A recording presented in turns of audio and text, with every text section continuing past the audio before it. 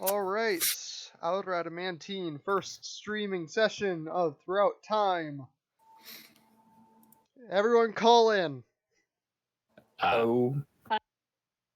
Yo. Alright. Oh, right, I had a launch game. Yeah, I haven't done that yet. Might be important. I've never used Roll20 before. Yes, he's new to all of our technology. He's not new to actually playing. I'm pretty sure he's been playing longer than I have. Roll20. Okay, so is it 4d6 for like 4d6, reroll 1s and 2s, and then drop the lowest, and yeah. Okay, so like I do a 46 for strength and then a 46 for dexterity? You do that 6 times, and then you'll assign those to your stats, in whichever way you please. Okay. So 46 6 times. Roll 4d6. Okay. And then, are there any 1s or 2s? 3 1s. Oh, she rolled it. Okay. Reroll all the 1s. Wait. Is it a reroll once, or you keep rerolling. You for keep each rerolling until you don't have any 1s or 2s. All right. Okay. That's how I did it. Oh, no, 2. 1. Reroll again. 2. 1. 2. You have a cursed die. 5. I think it's time to get All a right, new d6. so remove the lowest die out of the 4. Okay. Then add up the remaining 3 dice. Okay. 13. And then put that number on a list. Okay. Alright. I think I got it now. And then you're gonna do that 5 more And then times. you're gonna do that 5 more times and assign them however you wish to your stats. Alright, it's gonna be fun. Alright. I might be quiet for a while. Yeah. My phone just notified me that you started streaming. Yes. Because It's like I didn't know that. Because you're following We're only the Outer subject of the Adamantine. stream. Anyways, now that is taken care of, while Maddie does her rolling, we can start up the beginnings of the session. Spencer, you still need to launch the roll play. Yeah. I'm currently attempting to find that link. If I was. It is pinned, so you can just open the pinned messages. All right. Okay. Give me a second. 20. The joys of these sorts of issues. There we go.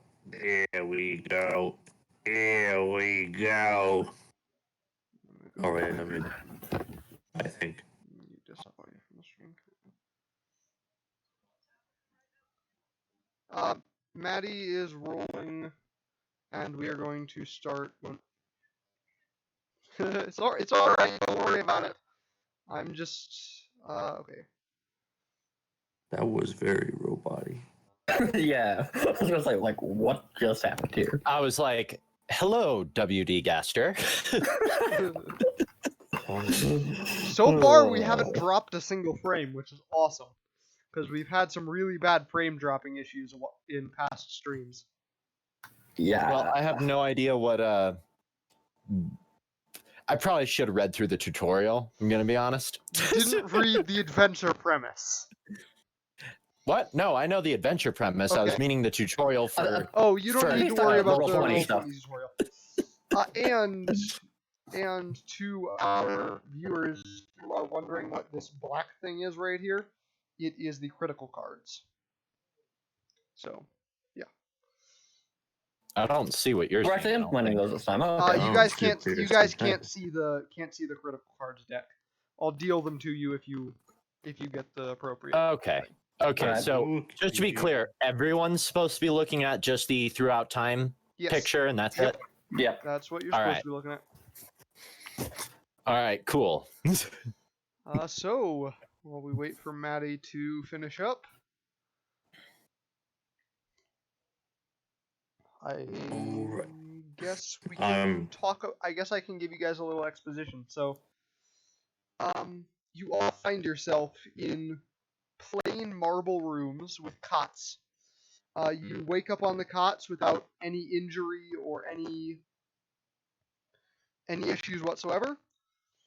And on the far wall is a collection of text and an image of a beast with onyx embedded in the marble to show the image.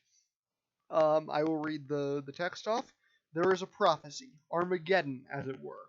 A beast powerful enough to challenge even the strongest gods will rise and bring about the downfall of the multiverse. Time will cease when the great beast swallows the goddess of that domain, and the world will forever be plunged into darkness. However, there is an artifact that can supposedly be assembled to stop the beast, a powerful weapon that can severely weaken it so it can be slain. You, brave warriors, are being sent on an odyssey to obtain this artifact and stop the end of the world. There are obvious exits to these marble rooms. You are not trapped in any way. Did we just have all our equipment? Yes, you have all of your equipment, all of your stuff. alright. So We haven't even introduced ourselves. You're technically you guys I'd like technically to haven't find- even met yet. Alright. Oh, so we're all in separate rooms? Yes, you are all in separate Yeah. rooms. Alright. Okay. This is gonna Wait, be so a that writing was in glorious Gerudo? trade, No, it was in common. Well, it's actually magical in nature. I guess you could make an Arcana check to try and figure that out, but it's really not. It really doesn't matter. It's magical. no, It's magical in that no matter what languages you can understand, you can read it. All right, fair enough. It'll always appear as your mother tongue. Huh. So if a robot Chicken tried to read it, scratch it would appear as seems- binary. If to Varut, it would probably appear as Mandoa. Alright.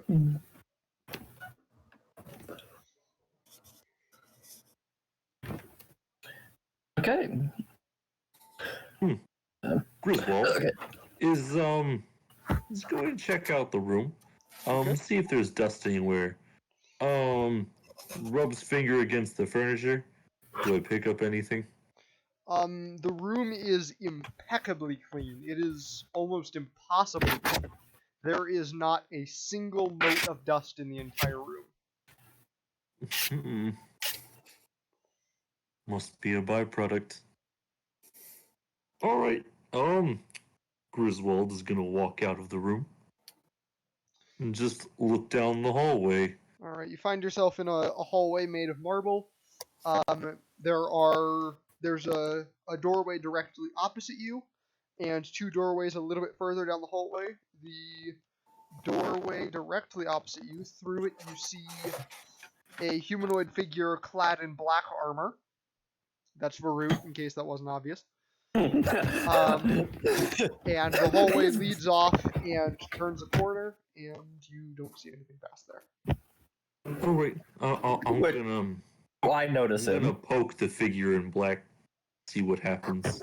Okay, I'm going to whip around and I'm pointing my E11 and be like, "Who are you? This doesn't look like a rebel base. You there? Who are you? Answer me now." As you stare in your direction, you notice a strange being who's just a bit taller than you. The closest thing that you could probably describe it would be basically a mime in space. And that's the closest thing that you can get. This is the figure you see has this array that looks to be of like a medieval jester sort of thing going on, and the outfit just kind of makes bell sounds whenever Griswold moves. And so the figure, however, doesn't respond back to you. Just simply puts one hand in kind of like a stopping motion and trying to wave that Well, that it is not trying to be threatening. Varut, make an insight check. Okay. Let's see how this goes. 14. Yes, you are able to tell that Griswold is making a gesture to attempt to appear non-threatening. Okay. I'll take a step back. I'll still be pointing the blaster at him and be like, "Your name?" Griswold proceeds to take out a puppet that resembles a really, really crude looking, a hand puppet that looks like a really crude wooden clown. It has white makeup and it's got sort of this red and black theme going with it. And it just sort of dances around. Griswold is going to go ahead and cast Minor Illusion to mimic it talking. And it simply says, this fellow being over here is Griswold's. And who might you be, dear sir? What star system is this? I'm asking the questions, not you. I believe that we're somewhere trapped in the warp. It is a strange area. How do you do, fellow Monkai? I too am a Monkai. I should mention that that Kalani and Juno can easily overhear this. All right. Warp? Don't know anything about a warp. Moon. Yevon. Blasted rebels. Inquisitorious droids. Those traitors. I swear on Mandalore's bones himself, I will them. I will find them. You hear heavy to be clanking very as angry. You hear heavy clanking as a seemingly some kind of knight with that stands nearly 8 feet tall steps out of one of the rooms. Griswold with the speed just hides behind the man in black. Man in black who's like a foot shorter than you at least, probably. Yeah. Make a stealth How tall check. are you? Make a stealth check. This is like 7.5 feet tall. All right. Yeah, I'm like 6. I'm like 6'1". Yeah, make a stealth check, Griswold.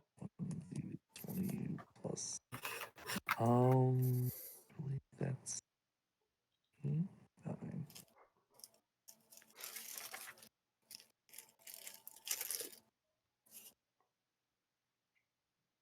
So yeah, that would. I go on 11. You do not hide very well. Varut definitely doesn't want to hide you, so it doesn't work all that well. I'll sort of sidestep and then look at this newcomer and be like, this day just keeps getting better and better. I'm just gonna poke my head out of my room and just stare at them, and all you see is just a helmet with like red glowing eyes. What's going on? What's going on? Who are you? Who are you? I'm asking the questions here. Oh, who Them too. Who are you before I blast your face off? Try me. Do it. Clearly, none of you are help. And then I start going down the hallway to see what else I can find here. All right. All right. So, as Juno and Varut have an argument, even though they don't know each other's names, Kalani, you travel down the hallway and turn the corner. There is a large open chamber with a balcony on the opposite end that leads off towards that leads outwards into outside of this marble building you are in. There do not appear to be any other exits to this chamber here.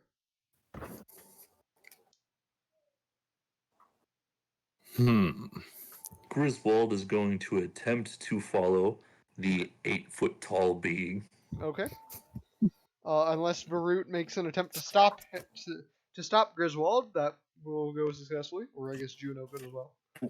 I'm not There's gonna something I bother. can climb on. If there is, I'm going to do exactly that. The walls of the hallway are smooth, but there are pillars in the main room that look climbable. Go ahead and make an athletics or acrobatics check. All right. Okay. Yeah. Oh, that's not. No. Okay. I'll be.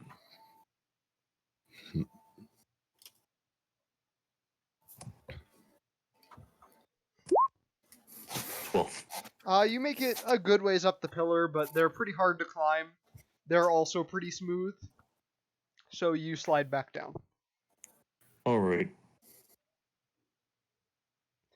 Alright. It's a D.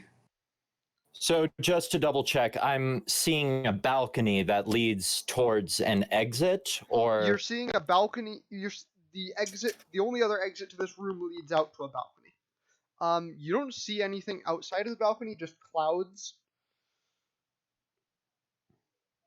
At least not from where you're standing. so this balcony doesn't lead anywhere. It appears to just be a balcony attached to the side of the room, yes. There does not appear to be another exit to this marble room you were in, besides the one you came through. So in other words, I'm just trying to get an idea of the layout of this place. I'll draw it real quick for you on the map. Yeah. Here. So there are. Oops. Wait. Is there another thing I'm supposed to be looking at, or is everyone are still some seeing these throughout time? rooms. Oh no. It's like, nope. There are some The rooms drawing here. is currently occurring. And there's the hallway coming up like this, and then it goes over, and then there's the big open chamber and the balcony off to this side. So there was nothing towards the back of the rooms, or I should say, there was nothing on the other end of that hallway. No, there was nothing on the other end of the hallway. So we're trapped. What are Varut and Juno doing currently? I'm gonna ask if she knows what star system we're on. What Juno? the crap is the star system? You know, where the blazes have I gotten stuck now? Idiots. Brute's just going to sort of just head off where the other ones went, muttering a series of curses and Mandowa about incompetent fools and. All right. When you arrive there, you see Griswold seemingly pouting because I'm looking up impotently at the, not impotently, looking up defiantly, I guess, at the pillar, that and refuses to be climbed. yeah, and the knight is, what is the knight doing?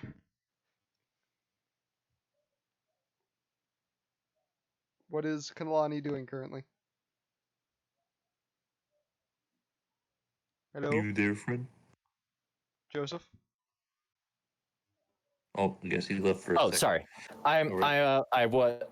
Sorry, I had my mic muted. Okay. I'm currently looking around the balcony to see if there was something I didn't see before, or Okay, so you're like actually out on the I balcony. don't find anything. You're actually like out on the Yeah. balcony now. Okay, so you do Yeah, discover that you are currently, that the building you are in appears to be atop an impossibly tall mountain. Looking down there, you can't see the bottom of the mountain. And what is Juno doing currently? I'm following All right. the others over there. Yeah. All right, as Juno enters the room, another being suddenly appears. She appears to be an adult woman, a human, though considerably taller than any of you. She's almost 15 feet tall. She has blonde hair and is wearing a light blue dress and appears to be floating a little bit off the ground. Brave heroes, you have finally arrived.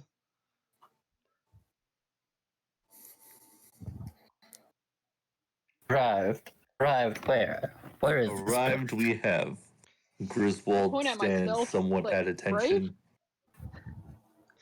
You are in my temple, atop Mount Celestia.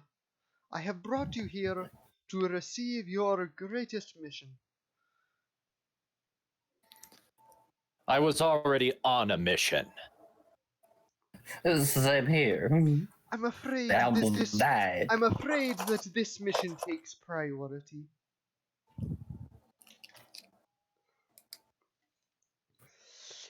I'm sure you all noticed the writing in your rooms.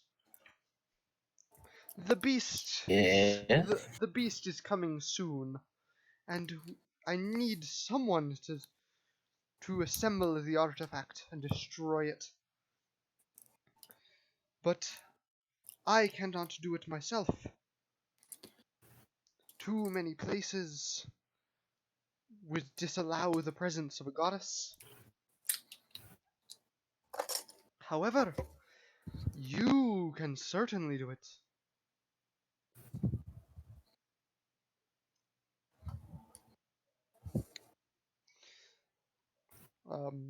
Is anyone responding to that?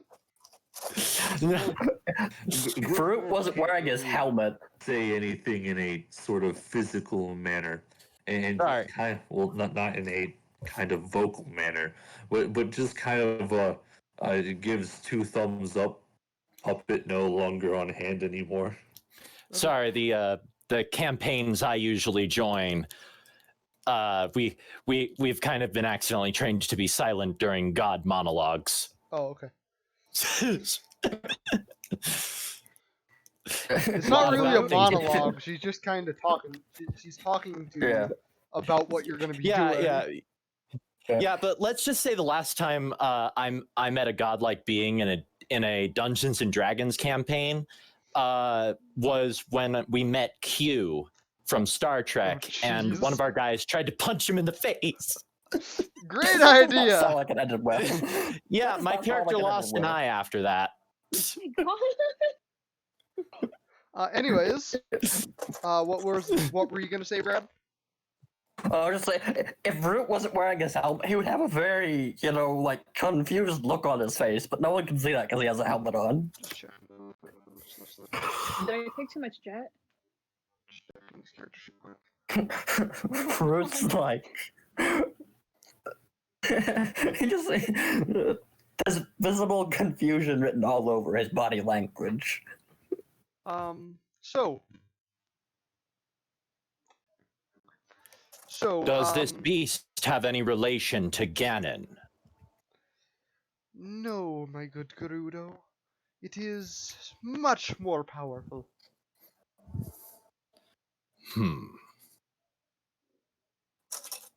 Oh, dear. And so what you will be doing, she holds up a palm and a collection of multicolored spheres appear above her palm. You will be traveling to many different worlds. Sigil, and as she says the names of the worlds, different orbs light up. Sigil, Eberron, Toril, Phoenix, Mandalore, and many, many others. You will collect the pieces of the artifact. You will bring them back here, and you will craft the artifact and destroy the beast. And I need everyone to make charisma saving throws. Oh, all right. Making rolls and things I'm good at. Nope. Slash. It doesn't really matter. There it is. But, yeah. Slash. Nice. Nat 20. Nat 20, of course. Of course, someone's gonna roll a nat 20 on this save. Because why wouldn't someone roll a nat 20 on this freaking save? I'm already on board with this idea because Okay. Griswold thinks this is some way to prevent the Ranadandra from happening. So let's go with that. All right. Okay, so Cool. These everyone... dice hate me exactly as much as Avery does. That was one roll! Regardless of that, everyone except for Griswold fails. Griswold does succeed, but he's going to be going along with it anyways, or she, or I don't know. Point is, Griswold. You don't know from outward appearance. You can't tell. So androgynous, okay. Anyways, the rest of you feel compelled to follow Creneria's commands, and you also learn. I guess I should have. She did say her name was Creneria. I just No, didn't say she that. didn't. I'll retcon it to say that she said her name was Creneria, because I forgot to do All right, that. so Corneria wants us to do the thing. Yes. Yes. This is planet from Star Fox. Your first stop will be Sigil. There is a wizard there, Dr. Tenalius Quillerith. He lives in the Academy District, and he has created a journal about many of the musings of time magic. His journal contains information on the artifact. You will be retrieving this journal. And as she finishes her sentence, the entire mountain shakes for a couple of seconds. And her face contorts into a look of terror. She quickly flies over to the balcony and looks down. It's here. I'm already at the balcony. What do I see? You see, so you know that image I sent a while back? Oh yeah, that. The big Possibly. beast? You see Yeah. that climbing the mountain. By the 7. That is the beast. Quickly. She holds out a hand and a swirling bronze portal appears. Into the portal. It will take you to Sigil. Yo, I don't trust that. It's like, It doesn't matter if you trust it because you're under Hang her on, defining hang on. calling. I got a solution for this. How does one make a grapple check? You just grab it. I have roll cable. athletics. yeah. All right. I could do what Jango Fett did in episode 2. Hang I could on. just, shoot the grappling hook out of the gauntlet and then Griswold wrap around and just again gonna take drag. out the puppet, the hand puppet again. Put the hand puppet through the portal. The hand puppet is gonna make a motion like it's checking around the other side. Okay. And then Griswold steps in. All right. So if you want, are you going to try to grapple Juno? The one who doesn't follow. Yes. So make an So, athletics hang on. check, and Juno make an athletics or acrobatics check. Oh golly, that's gonna be fun. Damn. Still might be enough. I don't know. Maybe. Nope. Hey. Nope. So you try to grapple Juno. She shakes you off pretty easily, but it doesn't really matter because Whatever. Creneria will repeat her command, and this time, Juno, you feel compelled to enter the portal. While all that was going on, Ruth's just gonna nod and head towards the portal. I was pretty much going to be like, I ill-described my what I was doing. I was pretty much trying to run to the portal while grabbing the one who was straggling behind. Yeah, okay. But so yeah, I was already heading to the portal. The fact that I didn't grab them meant I just didn't grab them. You All right. missed. Oh well. So you all stumble, you all rush through the portal, and you find yourself in what appears to be an alleyway in a city. The buildings nearby are made of stone and wood, and the portal closes behind you. Well, this is a fine mess we've gotten ourselves into. Agri world, it seems. I didn't sign up for this. So we know the big guy is Griswold, but who are you two? I am Captain Verut Ordo, the Death Trooper School, of the Imperial Death Troopers. Captain, can you even see out of that mask? Of course. Fools. Excellent. Jeez. Backward word. What backward world are you from?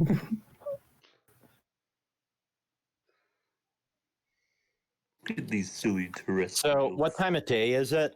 It is hard to tell. It appears to be daytime, but it's actually so hard you're to tell saying- where you are.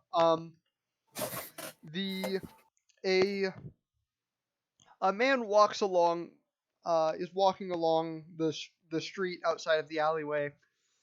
He is dressed in ratty leather clothes that seem to have a lot of wear on them and are covered in grease. And he's carrying a few tools. A strange-looking spherical creature with spindly arms and legs and a pair of feathery wings, and a very organic-looking face despite its mechanical body, is hopping along behind him. He glances into the alleyway and looks towards you. Oh no, not more outsiders. Griswold is going to bend down so is at the same height as this man so he doesn't feel intimidated. Come along, I'll show you the city. I'll tell you what you need to know. I know someone who can take you wherever you need to be, because it seems that's all I ever do around here. Brute will nod silently. You Sasko. And walk forward. walks along. Just follow. little jingling sounds as Alright. the mime you see in front of you just goes along with it. Alright. So, the man leads you down the street. It's a cobblestone path with various marketplace stalls lining it, and the occasional larger building. It appears to be some sort of slum area that you wound up in. Welcome to Sigil. Name's Grissom. I'm an artificer around here. Seems all I ever do since those stupid adventurers came through here and then went after the Modron is invite new people to the city. But whatever, I guess. It's the city of doors. Any of you ever been in a big city? Many a time. The Imperial Center is a planet-sized city. Interesting. Like Well- define city. Well, I'd say Sigil's probably bigger. It's the most prime real estate in the whole outer plains. You can go from here to anywhere. Everyone wants it. Gods have tried to even take it. Even the god of doors, he came here. He wanted to take it because he thought, oh, city of doors, world of portals. I'm the god of portals, so this needs to be my city. Well, his bloated body now floats in the astral sea. The city is run by the Lady of Pain. She's a god killer, that one. I wouldn't double cross her. Alright. Where exactly are we? I do not recall anything called Sigil being mentioned in the Imperial Archives on no hyperspace charts. Grissom glances back at you. Of course not. You're not in your home universe. You're in Sigil, center of the Outlands, the connection to everywhere. You could probably find your way back to your home planet from here, but I imagine it would take a while. And something tells me you're here for a different reason. I don't fully understand everything you're saying, Sounds like. but it is blatantly obvious this isn't Hyrule. No.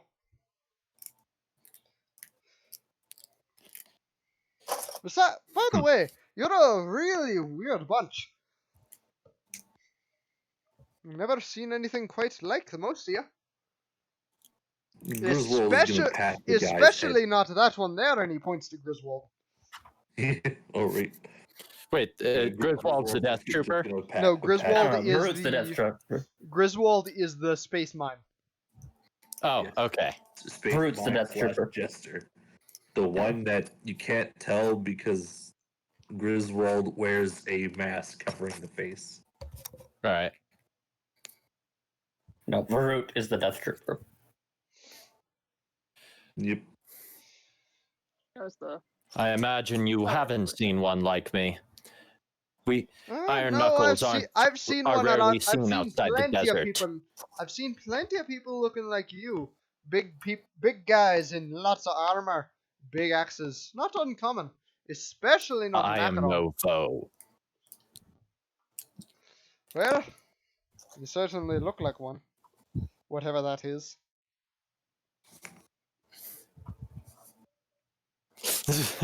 Anyways, what are you doing here in Sigil? We need to speak to a doctor. We need to speak to a Dr. Growrith in the academy. Quillrith, I think I've heard of him. Legendary chronologist, I think it is.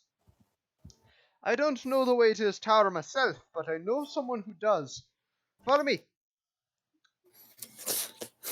He takes you on a winding path through multiple streets and places. You see strange things. You see people riding giant lizards. That you see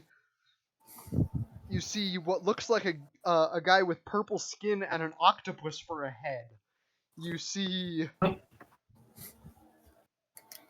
Kalani, you actually do see a Goron as you're walking past. You have no idea how a Goron wound up not in Hyrule, but there's a Goron. I don't think anything unusual of it. Gorons Papo have been known to find themselves in odd places. Grissom leads you to a if anything, finding the Goron made me feel at ease. Grissom leads you towards a large building with a bunch of people milling about it. What you bunch need is a tout. What? What? A tout is a guide here in Thenix. Sigil. Thenix is another world. Yeah. I've been there. Not a good place. Anyways, a tout is a guide, and the one I know who knows his way to Quillrith's tower hangs around here. Let me see if I can find him. You see even more strange sights and just basically anything you can think of. You can find it. You see it as you're traveling through Thenix. Oh, warp. You know, he just thinks they're on like a really bad trip. Grissom returns with possibly the strangest thing you've seen. It appears to be a large floating sphere covered in a scaly, bumpy hide. It has an enormous toothy maw, one big eye in the center of it, and 10 tendrils shoot out of the top, all with an additional eye on the end. So archaic in design. I'm just gonna tell you what it is. It's a beholder. So yeah, it's a beholder. Yeah. You don't know that obviously, but it's a beholder. Yeah, no, there's no Hyrulean equivalent. I have no idea what the hell I'm looking at. Yeah, I don't think there's a Star Wars one either. But I'm just This gonna is call it a clearly a beholder because demon of that's an warp. easy way to describe it. You know, Like an Octorok. instead of having to say what a beholder is. I just call it a beholder, and you guys know what Yeah. you guys It as looks like Mike players Wazowski. know what a beholder is. So yeah. Oh yeah. It's up to us to roleplay it correct. So the beholder smiles at you. A very I don't strange like this. expression. Griswold doesn't like Name this. is Zerion. I hear you wanting to see Quirith. Yes. Yes. I don't trust him. Well, he's in the Academy District. Follow me, and I'll take you to him. Sarsko. And This being is clearly a demon. We must do something about it quickly before it Oh, hush. decides to doom us all. I'm no demon. I'm an aberration, yes, but I'm no demon. That's what all What? demons say. Whatever you are, let's just get to move on. It says. Make an insight check, Griswold. All right. Ah, shoot! It keeps doing that. Okay. Oh, 1d20 plus 3. Oh, shoot. Roll 1. There we go. 11. Regardless of whether this thing is a demon or not, it is definitely friendly. Whatever you are, let's just get to move on. I guess I have no. Okay, I guess I do. Griswold does have reason to distrust the being, but as long as everyone else is going along with it, I guess Griswold is gonna be fine. Though Griswold is gonna make darting. What was it? It's just like darting glances in every direction to see if they are being followed. Yeah, you're not being followed. all right. So the beholder leads you through another winding mess of paths. You get a good look at Sigil as he's leading you. It's shaped like a torus, but but the city is built along the inside of the torus. So it's a very strange sight. And gravity seems to orient itself depending on where in the torus you are, so that it always feels natural. He leads you through a gate and across a few bridges, and along the areas. And you stop in front of a simple stone tower with a yellow roof. Here we are, Dr. Quilrith's tower. Now, if I could just get a little bit of jink, I'll be on my way. What? What? Jink. You don't know what jink is? Is that like No, some type of we are like drug new. or something? Clearly, it's a drug. Oh yes. A payment. So any sort of payment will do. Payment. I pull out a red rupee. I toss him a cap. Okay. Beautiful. The cap just bounces off of him. He doesn't even care about it because he doesn't recognize it as currency. But he thinks that the rupee is very beautiful. Beautiful. This will do nicely. Thank you. You are here. And I lost 20 rupees. Yes. I'll just use the standard measurement. So green is 1, blue is 5, red is 20. Oh yeah. Just use the more or less standard of the rupees. Granted, their values change all the time. Yep. Yeah, the cap just bounces off of the beholder's head. He pays it no mind. He does not care that you just threw a bottle cap at him. I'm going to cast message on the beholder, and I ask, do you take warpstone? Warpstone? I don't think I've ever heard of that, but I suppose it wouldn't hurt. What does it look like? All right. Griswold takes out this this glowing green stone. It's a currency of sorts, but it is made out of this strange glowing stuff that can't really be described other than it's other than yeah, it can't just really be described other than it's green. It feels like plastic, but it's not plastic. It's much harder than plastic. Most interesting. That is quite nice. But your big armored friend has given me quite enough payment. All right, we'll put it back. Yeah. I remember when you and me talked about how I was just going to have 500 rupees, and you said those are going to be pointless. Well, everywhere but Sigil they're going to be pointless because you are in Sigil. Yeah.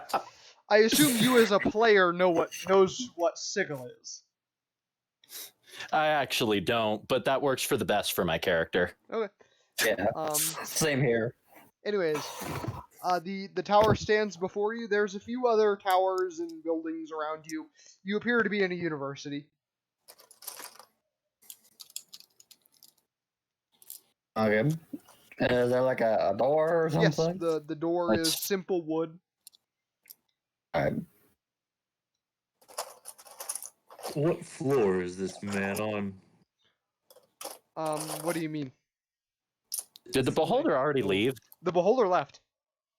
All right. All right. It's like let's try going to the second floor. The tower doesn't have like obvious stairs. It just has a door. I guess we. I never knock. said the stairs. Well, how are you going to get to the second floor then? Well, I mean, if there's a window, hypothetically, I could just, shoot my grappling hook out of head. If there's like I'm sure there's like some sort of outward appendage on this thing that would allow me to scale it. I mean, there's some. I guess you can climb it. Make an athletics check or acrobatics check to try and climb this thing. I All guess. right, I'm gonna climb this thing.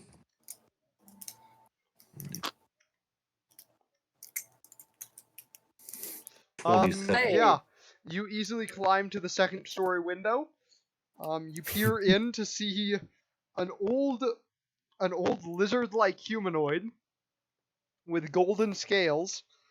He's dressed in a blue robe and appears to be leafing through a book on a desk. He jumps back at the sight of you. He glances up at the window, sees you, and jumps back, almost falling over. All right. I'm gonna cast minor illusion, and I'm basically going to like, take like the solid mask that I have, and basically like draw a smiley face backwards on it Okay. to show that I'm friendly. Okay, he looks at you. He looks at you, kind of cocks his head a little, and he opens up the window. Go knock on the door. Go knock on the door. I'll let you in if you go knock on the door. Here in this room. Griswold goes back to the first floor and messages the other folks. We should knock. The rest of you could have heard Quillworth yelling at him. Yeah. No, I'm just. I would like to point out that I was actually just about to knock. All right, you give the door a good hearty knock, and you hear some shuffling and you hear some noises beyond the door, and eventually the old Dragonborn opens the door. Dr. Tenalius Quillworth, at your service. What can I do for you fine adventurers, presumably? We were sent here. Never heard a Lizafos talk before. Lizafos? I am no Lizafos. I'm a Dragonborn. That's some sort of Trandoshan mutation or something? Speak awfully good basic. Why is this always so difficult for people from other universes? Death Trooper Gerudo, I am a Dragonborn. I am not from your universes. The talking was. You know what I Everyone am. keeps throwing the word universe around. Yes, you are from an entirely different universe. There are plenty of universes. All four of you are from a different universe. Quillrith turns around and heads back into his tower. You can see a heavy book clutched in his tail. Now come in. Dragonborns don't have tails. Quillrith does. He's a Dragonblood Well, this Dragonborn, one which does. do have tails. Anyways, Dragonborns do not have tails. Yeah, but there's multiple I've played variants. a lot of Dragonborns. yes, They do not have yes, tails. there is a Dragonborn variant that has a tail. Okay. Ah, okay, I see. In the okay. Wildmount Let's book. think about this for a second. We are in a portal where there are several multi-universes that are coexisting at once. Also, If we're Joey, existing in I'm a the DM. Universe, okay, if we're Just- existing in a universe where both the Dragonborn from Skyrim is with a Dragonborn from D&D, I'm pretty sure there's going to be at least one with a tail. Yes. Also, I'm the DM. What I say goes. Quillrith has a tail. Alright. Okay. He All waves back at you. Come in. My tea's just about ready. All right. Well, I guess I move in. Yeah. The Well, tower is quite homey on the inside. It's got some flower pots near the windows, and there's a small little table that has just enough seats for the five of you. Quillrith pours you each a cup of tea and hands it to you. I'll No, do the what- polite thing and remove my helmet. All right. Yeah, no, I'm a lady. Somewhere. It's there's just a loud schlick, Okay. and the whole front part of the mask just goes up. Yeah. Griswold's actually a chick this entire time. All right. Quillrith sits down with you with his own cup of tea. Now, what brings you to my tower? We were sent here to get a book about time magic or something like that. Oh yes, yes. What was on there? My journal. Of course, you would be after my journal. What do you need it for? What did you say her name was? Cornelia? Yes, they sent us the book. Supposed to be finding some artifacts throughout the various planets to build something. After Something he about hears saving the multiverse. hears you talk, so you do know who she is. Quillrith's tail passes the big heavy book into his hands. You know who Cornelia is. That means you need to take this. I only have one request. Read it. Learn who you are working for. She is not who she seems to be. Mm-hmm. And he hands you the book, which has an gilded cover, and yeah, it's a pretty nice looking book. All right. So who takes the book? I guess I'll take the book because I am proficient with books. You're proficient with books? Griswold knows what a book is. We got a lot of them in the Black Library. I'm pretty sure all of us know what a book is. It's a physical book. Not very many of those still around. The Death Trooper Not has in all your the- universe, no, Death Trooper. But everywhere else. Well, not everywhere else, but many other places still use books. Yes. These are not books, they're just holographic copies. And yes, Quilrith is calling you Death Trooper. Yeah. He knows what each of you are.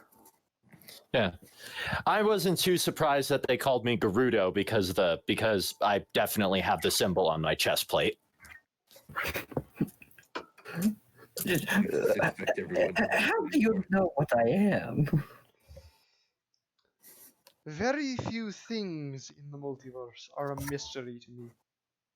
When you've lived as long as I have, you learn a great many things.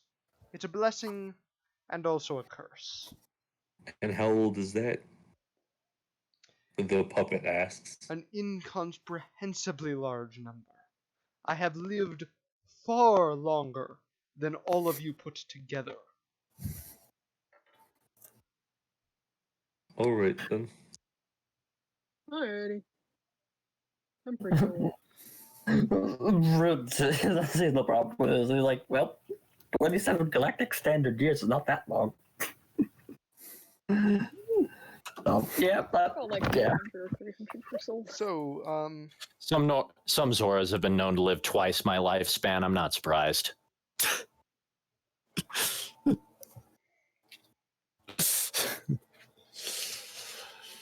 Okay, so is Griswold like holding the book? Is it like sitting on the table in front of him? Griswold is kind of just flipping through the book. So what kind of neat little things are written in this? I'm gonna have you make an investigation check. Investigation. What did you say? And over his shoulder and sort of like look with him as well. Roll Okay. 1d20 plus 5. 24. Holy crap. 24. Did I also make one or what? No, I'm only gonna have you make one check here. Okay, All right. Well, you got a great score. So you learn a lot of stuff actually. You learn the artifact is some sort of power source. It can empower creatures, but it can also drain their power.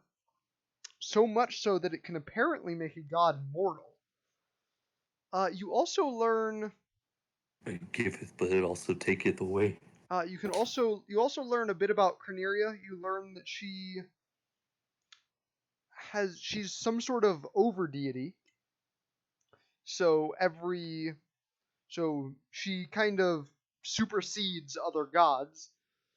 An old one, it seems. And that she is supposedly very enigmatic and not very trustworthy. Alright, as all old ones are. I will tell you how the Journal of Quillith works. As a part of a long rest, with the exception of this investigation check, I'll just let this one not be a part of a long rest. As a part of a long rest, you can make an investigation check in console with the book. Okay, but when do we do the long rest? I'll say if you have a long rest. Literally, if we stop for a night. Yeah. Okay, but do we actually have a place to sleep? No. No, not right now. All right, then. By the way, did you read that book out loud or? It's Griswold doesn't read the book out loud. The puppet that's on her shoulder does. Oh. Griswold never talks. It's the puppet that talks. Could Yes. clearly see you ventriloquisting, but whatever. Well, yeah, it's that. Oops. So yeah. Well, yeah, I tell you guys, you guys seem trustful enough. Maybe Even- naive enough. Even though at least one of us hasn't told you their name yet. Yeah. It's okay. I think Real names around here. Wink, wink. I think Griswold and Varut are the only two that have actually said their names. Yeah, no, you are. You guys have just been fine with the Demon Knight. Fine. Well, I mean, You're not like a space demon. You're just like a normal demon. There's a big difference. One wants to corrupt your soul and then eat it afterwards. corrupt The your other one just soul. stab you. Corrupt your soul. You do realize that technically I work for Palpatine, right? Yeah, like you know that Palpatine was a bad guay. It's true. I mean, But details. I mean, he was a bad guy, but was he like a bad guy? Well, there's also Vader, which everybody knows is like a homicidal maniac. If you knew him. He just had the daddy issues because he had no dad.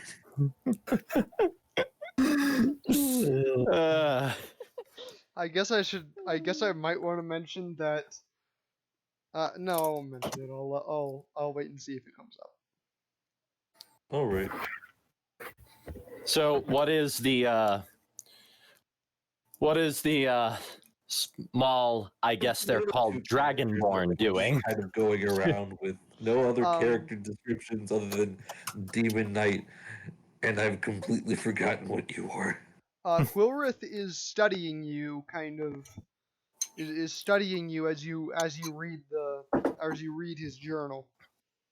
Drinking his tea, not really doing much. All right.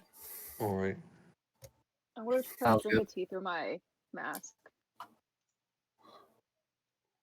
Okay. I'm just gonna try you. I'll take my helmet off this time. Whoa! Imperial violation. I have to eat at some point. I mean, Yeah, I know, but You wanna I get had to shot say it until you once. get shot.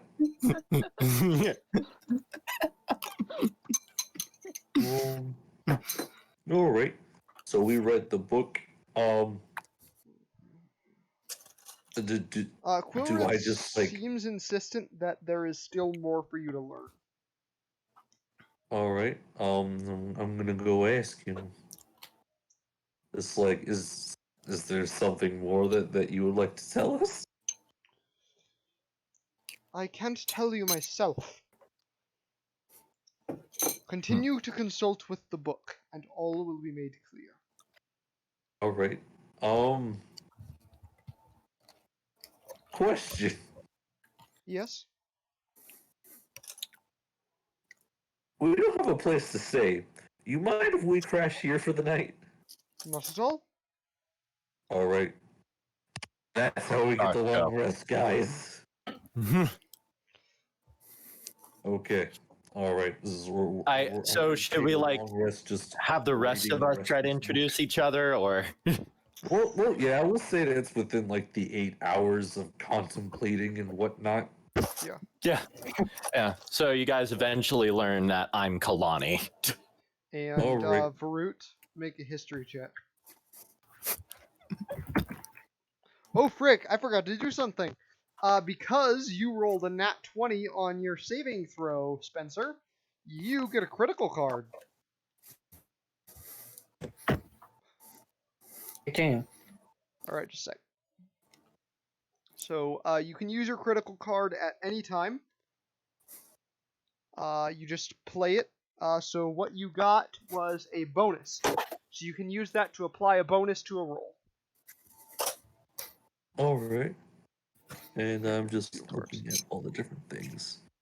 Okay, advantage, disadvantage, success, failure. And you can apply the bonus to your Bonus, own roll or someone else's roll as well. fortuitous circumstance, and automatic critical hit. Alright, wait. When a player rolls a natural 20, these cards vary in effect, which include. Okay. So you're saying that this one is specifically an advantage? No, it is a bonus. So you'll It is a bonus. gain a flat bonus to the roll. All right. Do I know what that flat bonus is, or no? I'll make it a D4 just so it is Alright. in line with the guidance spell. Okay. And you can expend that at any time you want to gain that D4 to any roll. Gotcha. You can also apply it to someone else's roll, like I said. So if you got a penalty card, you could apply a penalty to an enemy's attack roll. That's All right. Anyways. 18 on the history. 18 on the history. Kalani is also the name of a droid, a rather famous droid. So, out of character here, you know that episode of Rebels where they crash land on the alien on the planet, and there's the old CIS droid. That super tactical droid's name is Kalani. He was the super tactical droid that was at Battle of Onderon. Yes. Yeah. So he was in Clone Wars and Rebels, but out of character, I recognized that name when you said it was Kalani. Oh, you actually did recognize that name? Yeah, I did. I was like, that sounds awfully familiar. Like that super tactical. Yeah. Out of character, when I was coming up with my character's name, I literally just went to like Breath of the Wild NPC list and just scrolled down on Gerudo's and then found one that was named Kalani, and I was like, that's going to be fun for the Star Wars character. And threw that in. It's a super tactical droid. For the CIS. Perhaps I should shoot it. You've seen me pull off my helmet. You know I'm a dark-skinned woman with red hair. All right. And very angry eyes. Always angry all the time. I shouldn't try to fry your circuitry by stabbing you with an electric staff. Got it. Other emotions are not allowed. Okay, so you're convinced I'm a droid. Awesome. No. That was sarcasm. Anyways, so Quillrith does welcome you for the night. I imagine Kraneria will have a different mission for you. And almost as if on cue, you hear Kraneria's voice in your minds, with the exception of Griswold. Griswold doesn't hear her because she's not under the effects of divine calling. Okay then. The rest of you do though. And you hear her voice say, "Return to the alley where you first arrived here. You will be able to access your next location from there." All right. Did anyone else hear that? Have you heard a voice in your head that I did too? What are you talking about? Valeria told us we're supposed to go back to the alley. To the portal, so send us to the next place. Now, does anyone remember where that alley was? Nope. Those were very winding paths. They were. We're gonna have to talk to that space demon again, aren't we? Space demon again. You know how I feel about space demons.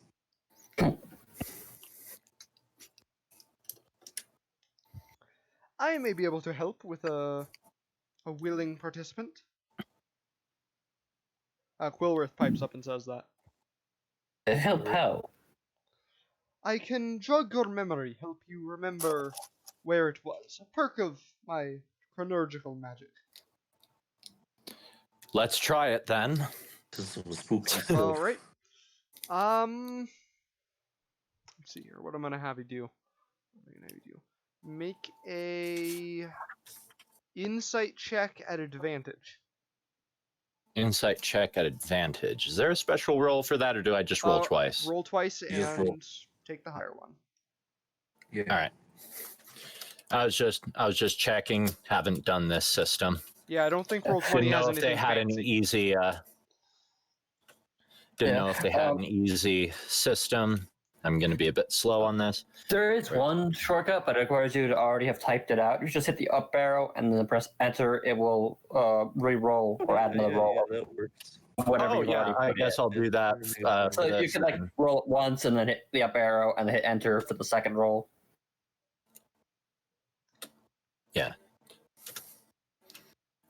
Nat Oh, geez. 20. The Oh. nat 20 and nat 1 rules are only on attack rolls or ability or saving throws. Oh, all right. So that you can't be like, I look at the table, I look at the cup on the table, I look at what's in the cup, I look at underneath the table. Are you kidding me? With a nat 20, we usually with a nat 20 like that, we usually make a joke that we just see everyone playing Dungeons and Dragons at the table, and our characters scarred for life. But you do remember, like with that nat 20, you remember precisely the route to take back to that house. I remember. You do remember the alleyway in which we came from?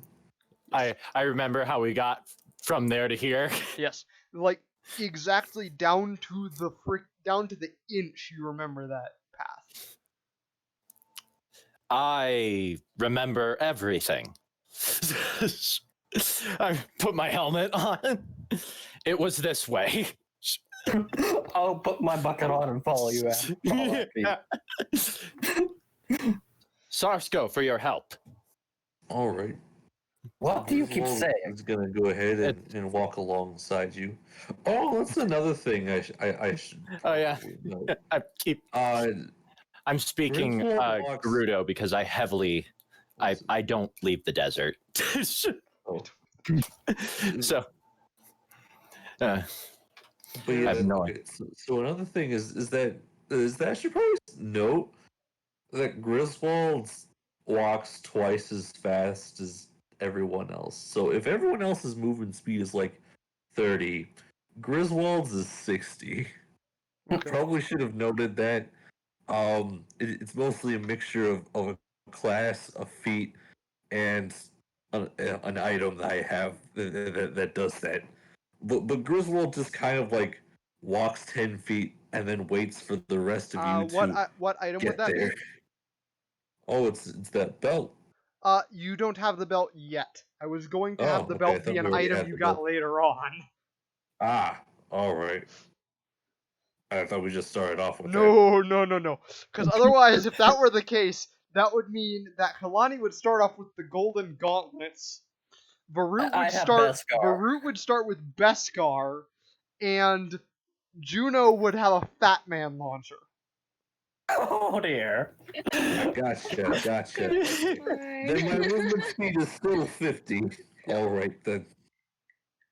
And besides, the flip belt only has an hour of charge. No. It's just 10 feet naturally, and Is then it? flip belt. If I activate it, it's Did I write that? Yeah. I got the rules. Oh yeah. No, for- while it is activated, your walking speed increases by 10 feet. Sure. Yes. Okay. I wrote it. I literally have the page open. Profile. Doesn't really make much difference. I mean, you don't have it right now. All right. Yeah. Regardless, I still have a movement speed of 50. you move. Ridiculous. You move out of the area, out of the place, and you come across a bridge that appears to be a marketplace bridge. All right. Okay. A strange being slithers towards you, along with a couple of human bandits that are what appear to be bandits at least, that are following closely behind you. Why do I have an idea of what this is? So you guys, it's a very strange looking creature. It looks like a snail, but a lot bigger, and its pseudopods have spiked balls on the end. I knew it. Oh. Yeah. As soon as it sees Varut and Juno, it immediately, you can't really, like, it doesn't have eyes, but you can tell that it is glaring at you. And it's just like, not you guys again! Farut has the strangest sense of deja vu that he just can't explain. You got where's the other two? Juno really wants to like kick it. Where's the other two? There's usually those two, and What are you it talking points a about? Well, why pseudopod do I at, just feel like I know you? and it points a pseudopod at Kalani and Griswold. Those two haven't been here before, but you two have. Where's the other two? Why aren't they here? What? What are you talking about?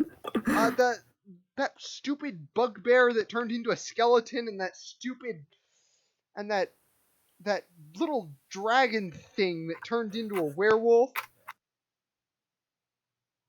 What's a bugbear? Don't play stupid with me, lizard folk. I'm not an old Trandoshan. Babe, Trandoshan? Griswold says gleefully. Well, I've had this is enough most of you. agreeable. I'm gonna end you right here and now. Roll initiative. What? Not intentionally. Go away. 20 plus 4. Nope. 5. 11. Oh my goodness. Alright, 11. Brew, was that your Yeah, it was initiative 16. Okay. Initiative, yes. 16. Let me roll initiative for the snail. So, to brief Joey and Spencer, the flail snail is kind of a running joke in our campaign. It's a main villain. I see. He just never dies. It keeps coming back. Yes. Snails never die. Alright, going first is Juno. Oh god, alright. I'm just gonna shoot at it. Okay. Tap roll. These guys have 11 each.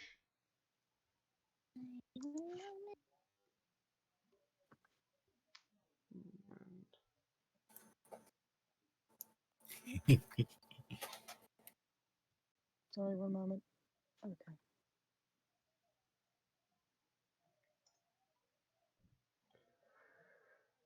You're shooting at the snail?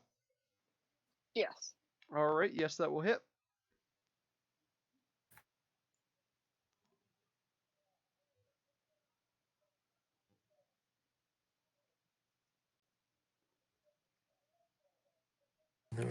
Thugs, you say?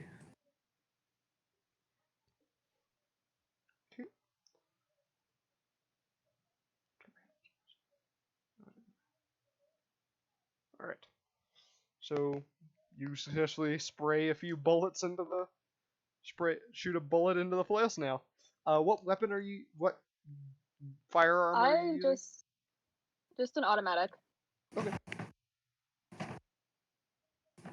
So, like an assault rifle kind of thing? And it's a little. Okay. I actually have a pistol, yeah. Alright, Varut, you're up.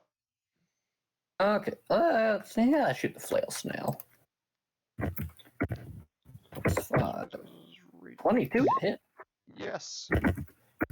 10 plus Is the 5. flail snail wearing anything? No. It's 11 radiant. Yep. Laser bolts. That's it. Alright. Kalani.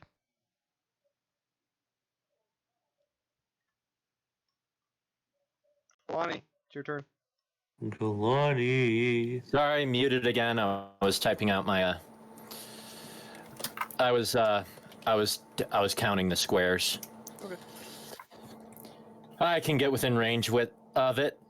I just want to ask: am I the only one who doesn't have a gun? Yes, actually you Probably. are. I mean, I'm not going to use the gun, but yeah, technically I have a gun. I mean, it's a different kind of gun. It shoots shurikens, because why not? Yep. It shoots shurikens and lightning. Okay, so I probably should have paid attention briefly to how you guys were doing that. Okay, I see it now. All right. You have to, You Yeah. can move your token. 1d20, and then you can control to, your token. So do you want to actually move your token to where you're going to be standing? Oh yeah, right there. So, do I need to do another thing here? What do you mean? There's like options around the token. No, just click off of the token and it'll get rid of those. All right. Well, roll 1d20 and. Wow, it has been a while since I played proper Dungeons and Dragons. I add. Strength modifier. And I'm adding proficiency attack bonus, right? Yes, attack bonus to this roll. All right, so yeah, Grand Axe. So that's a 6. To hit? A +6. Okay. Yes, you will hit it. That would work. Awesome. Now to roll attack, which I have down here. Yes. The flail snail, as you swing the axe. No, not the axe again! Somebody else with an axe. Oh, crank 2.0.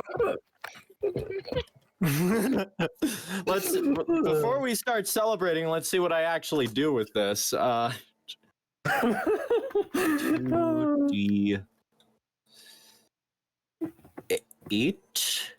Yep. I live, so. There it is. It's Plus crank 4. 2.0. All right, let's see what slash. Okay. Gee, nice. Nice. So there's your slashing damage. Yep. You want to do anything with your bonus action? I mean, do I need to? Not really. There are 2 thugs back here that are also hostile, just in case that wasn't clear. Oh, okay. Someone do Griswold, something about those. I've Griswold, got you're the up. big boy. Yes, It is crank 2.0. Oh dear. Oh dear. Oh dear. Oh dear. All right. Okay. Moonbeam is a beam, and it is 5-foot radius, 40-foot high. So, if I kind of guide it into a specific sort of manner, I can move myself all the way over here. Okay. And then just kind of do a beam out from my direction, And hit both these guys? going from there to there. Well, no, get all 3. Okay.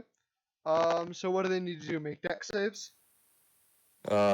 Constitution saves. Okay. So, flail snail. Okay. The flail snail definitely passed out of 22. All right. Okay. And then we'll roll for both the bandits. Bandit number 1 passes with a 17, and bandit number 2 fails. All right. Okay. So 2d10. Half of 13. Are we rounding up or down? I think Down. we're rounding 6. down. So the ones that made it take 6, and the one that failed takes 13. What kind of damage is it? It is radiant damage. Okay. And there's just this beam guy of right light. here just drops dead. Oh, okay. It's like, but yeah, Griswold just kind of gets out like this tall staff-like thing, and then just kind of swirls it around in sort of a circular sort of motion, creating, and at some point, a beam shoots out of it, and that's where the moonbeam comes out of. Okay. And is slowly going to Moonbeam. shoot. Wait a second. You cast Moonbeam? Going to move like this way, so 35, 5, Moonbeam for a 10, second, that was fine. one more. There we go, 15. Yeah, moonbeam. That's not like a beam you shoot out. That's a cylinder that you create. It's like a beam of light coming down from the sky. Right. But it's like, oh, okay then. Oh. So you still could, shoot. like, put it right there and hit all 3 of them. All right. Yeah. We'll do that. Okay. Well, then why do I need to move close? No, I'm not going to move close. I'm going to be right here, interposing myself between everyone else. All right. Yeah, put the giant armored monster between you and the flail snail. Actually, that's a reasonable battle strategy. It's the last remaining thug's turn. Let's see if he's smart enough to know that he is screwed. He is. He is going to book it. 1, 2, 3, 4, 5, 6. He just get. Oh wait, no, he can move along 1 more. Right? Yeah. No 5. No 6. 1, 2. Yeah, he's getting out of there. He's gone. The flail snail will shake a pseudopod at it. Coward! And then the flail snail will attack. Juno will attack. Not Juno. Yes, it's going to attack the one farthest away from it. Because screw you. Yeah. I would feel hurt if it just ignored me after that. Oh, and I actually forgot something. Because the flail snail has an anti-magic shell. So let's see what happens. The snail shell convert. This is against Moonbeam. The snail shell converts some of the spell's energy into a burst of destructive force. Everyone needs to make con saves. Wow. Okay, con saves. Hey, nat 20. Alright, I'll deal you a card. Plus, how many was it? Succeed. So Juno, Oh, God. Alright, I will draw a card myself. 6. Okay, so Juno, you pass. Kalani and Griswold both Don't fail. bother saying it. So Juno, you will take 3 points of force damage. Griswold will take 7 points of force damage. Understandable. And Kalani will take what's that? We'll take 12 force damage. Ow! And that was something that I forgot happened. Happened before this, so he is now going to attack twice with his tentacles against Kalani. I don't think I've got the hit points for this. You also have really high AC, so he's going to miss his first attack. Oh, I'm going to use my reaction to actually reduce that damage. Okay. On whoever took 12? Kalani. I did. All right. Okay. So, so 12 minus Proficiency bonus and charisma modifier. Yeah. That would be a total of 6 at the moment. This is 2 charisma. It's 4 from charisma and 2 from proficiency. Yes, you take 6 less damage. Okay, so you only take 6 damage then. Oh, that's good. That's very good, actually. Thanks for that. And then the flail snail actually does hit with his second one. I assume a 21 hits. Yeah. This, come on. I'm telling you to roll damage. Okay, that's not working for no reason.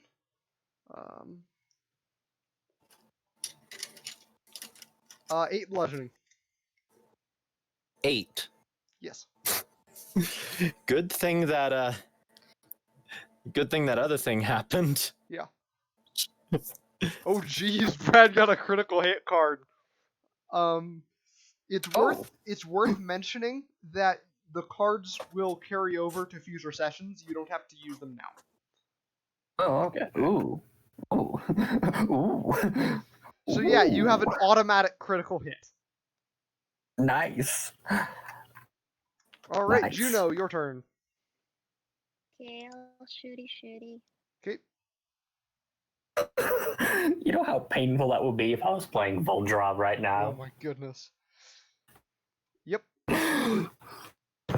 Imagine that on Crank. Crank could really dish out some damage.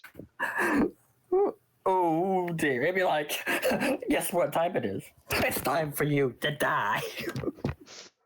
Yeah. Anyways, that will do some damage. The flail snail is still just barely like holding its pseudopods up. It looks like it's pretty much about defeated. Maddie and Brad both know that when this flail snail is defeated, it's not ever dead. So Varut, your turn. Let's shoot it again. So yeah, two people standing back, just firing bullets at it. I'm the only one with the gusto to go in all head on assault. Granted, it's my only option. That does not hit I don't have a melee weapon. Arm. Anything else with your turn? Nah. All right, Kalani. Okay. Oh, that's neat. I can just go back up and re-roll those. Yes. Just want to check to make sure that's the right number. Yes, it is. Does that hit? Nope. All right. Nope. Anything else? I don't. You could taunt it if you really wanted to, but it's attacking you anyways, so. Yeah, no, I don't really see a reason to do anything else right now because everything's already going the way my character's built to go, so. Yeah. So, All right. Okay. As I could probably tell, the moonbeam isn't my best of plans. So we're gonna say quit that crap and delete that and just switch to gun. Okay. Gun always works. Gun always works. All right, bro. The answer is a gun. And if that don't work, use more gun. I'm actually wearing that shirt right now. Of course you are. Of course you are. The only character without a gun is wearing a gun shirt. Okay. What's even more hilarious is I was at it. Since the misstep is already in hand because I don't want to use my movement to switch weapons, I'm instead going to use my movement to 5.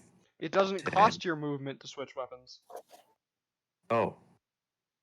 It's an object interaction, if I'm not mistaken. So, well, I like the idea of giving me and my friend advantage. Okay. Because I am flanking it. Okay, that's fine. I can probably move myself into a position, so. Yep. Okay. Whoa. There we go. And I'm going to beat it with a stick. Alright. Beat it with a stick. No, you do not have your Zephyr Glaive right now either. Yeah. I told you I'm beating it with a stick. Okay, I was just making sure you knew. I know I'm beating it with a stick. Okay. Let's see if this works, or am I gonna have to do something else? Oh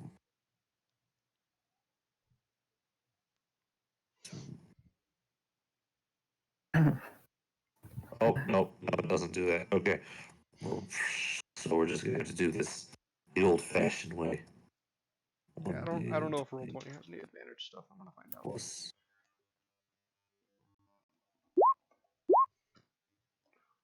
Nope. Assuming neither of those hit. No. Okay. You apparently can't hit the. Apparently, none of you can hit the broadside of a barn now that this thing's almost dead. That is the story of my life in Dungeons and Dragons.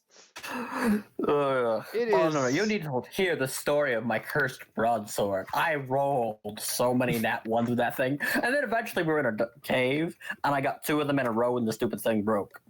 Alright, it is the flail snail's turn now. It is going to attack Kalani twice with its tentacles. First attack is a 24. Oh, crap. So that is 8 damage. Yikes. Second attack is a 14, which I assume does not hit. No. All right. And the flail snail is going to yell, You better stop attacking me, or I'm really going to use all my power." Juno, your turn. I'm gonna shoot it. Okay.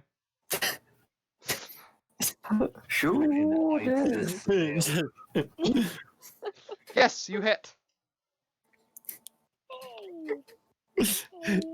You better stop attacking me, or I'll unleash my ultimate power. Gets a cap busted in his head. All right. Bang. The bullet sails through and severs one of the tentacles, and the flail snail retreats into its shell. Whatever. I don't even really like combat, anyways. You can just go now. How big's the shell? Always gonna pull a Why card. do you ask? I'm debating Pull a whether or not card. I can shove it somewhere. Yes, you can. You can shove it. The thing is sentient, so we can't use it as a mount Yeah. that day. I'm just gonna push it into into an alleyway and make sure its body will be pressed against the wall. All right. The opening pressed against the wall. All right. Griswold's gonna check out the thief's body. What do I find on the thief? The dead thug. Make an The investigation dead check. thug.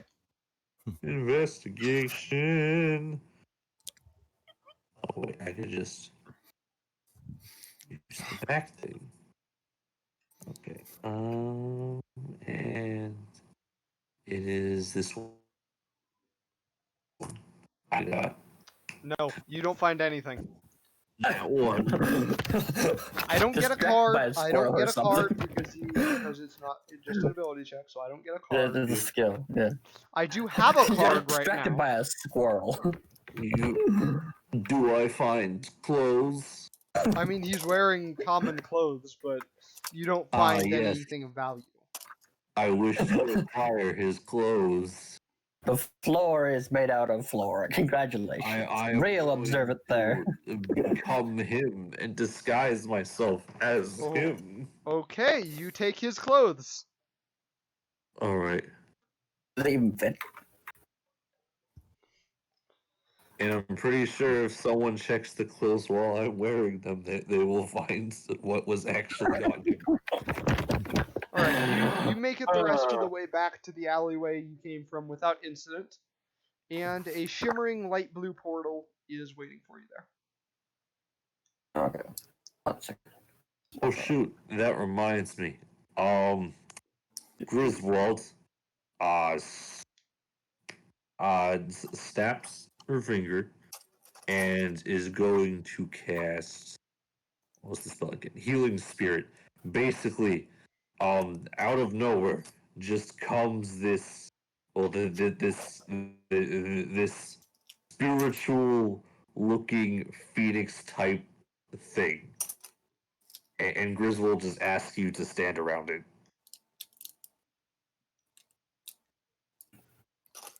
Just stand next to it. Yes. Otherwise, I will force you to stand next to it by moving. Healing Spirit lasts how long? I guess I stand next to it. Do you want me to make all of the individual healing rolls, or you No, just gonna don't say it bother. works at full Kalani, you're healed health? with full Healing health. Spirit is like a D6 healing.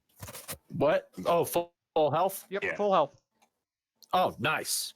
Oh, I only got one of these second. So let's hope we don't face anything big. On a different note, John, do you still want me keeping track of charges on my energy pack?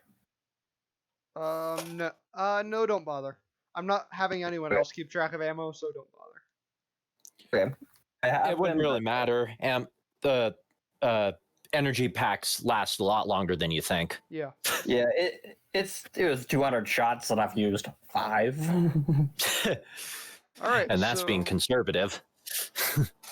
So you make it I back don't know that. to the alleyway. There's just a shimmering blue portal. It looks like the one you came through to get to Sigil, but it's blue instead of bronze. All right. Do we go in? I don't know. Do we go in? I still don't trust it. So, who volunteers to go first? Not me. I refuse to be labeled a coward. I march forward into it. Vert's kind of going to nod and is sympathizing with you, going in right after you. All right. Yeah. Griswold is going to go in afterwards. All right. Fine, I'll go. Okay. You. Oh, sorry. So you make your way through the portal. You find yourself back in the central chamber. As Kalani steps through the portal, the entire mountain shakes once again, and a large rock comes sailing into the chamber. Kalani, I'm gonna have you make a dexterity saving throw. All right. Still here. 1 sec. Gosh, freaking dang it. Because this thing rolled a 29 to hit, so I'm gonna have to do that. All right, let's dexterity this. Oh no. I just realized what my dexterity modifier is. You guys can use your cards if you want to. I don't have a card. Mine wouldn't be of any help. Mine's a crit hit. So, I know. Would you like? Do I? Would Do you I have like time that to- in these trying times? I was gonna say, like, Hey, John, I don't think this thing hates me exactly as much as Avery does. Okay, so this is gonna be interesting. You remember? So before I say anything else, we have like a Groundhog Day thing going on right now. Okay. Okay. Yeah, that's fine. You take Of course, it was gonna be me first. you take 63 points of bludgeoning damage.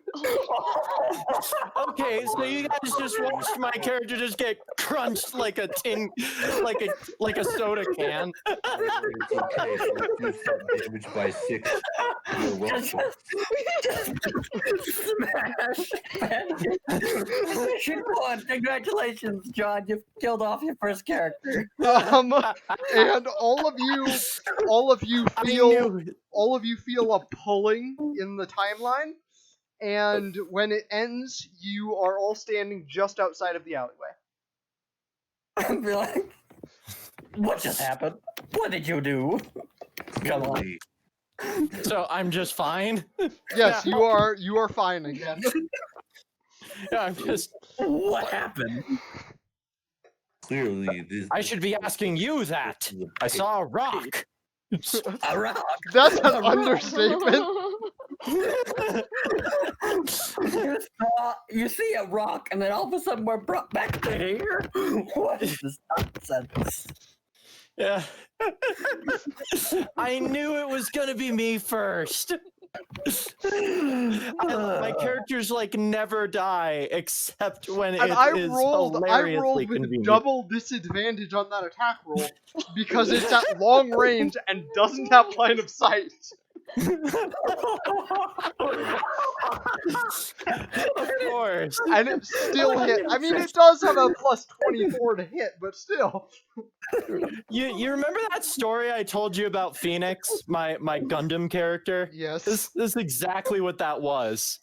All right, so you all Oh my find yourself outside of the portal once again.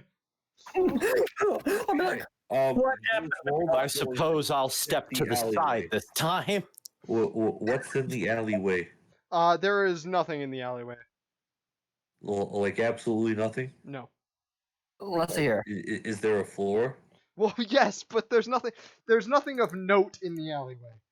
Are we in the alleyway? Yes. Are we of notes? Is there? This is pointless. I'm going through the portal again. But this time, I'm going to deliberately move towards the side. All right. Make a dexterity saving throw at advantage. Is guidance Okay. be used At on advantage. All right.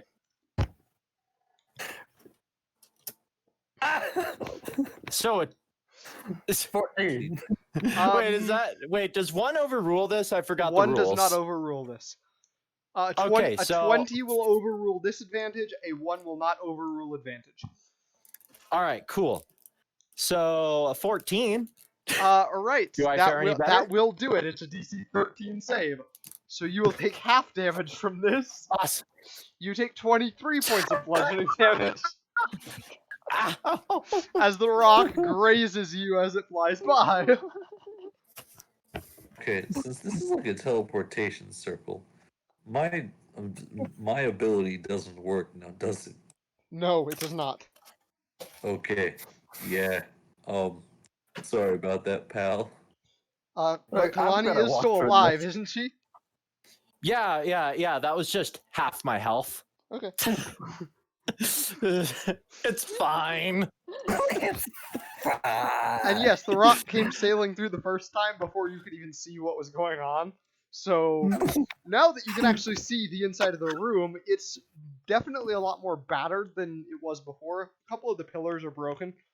Oh, really? I hadn't noticed. And there are 3 portals against the far wall.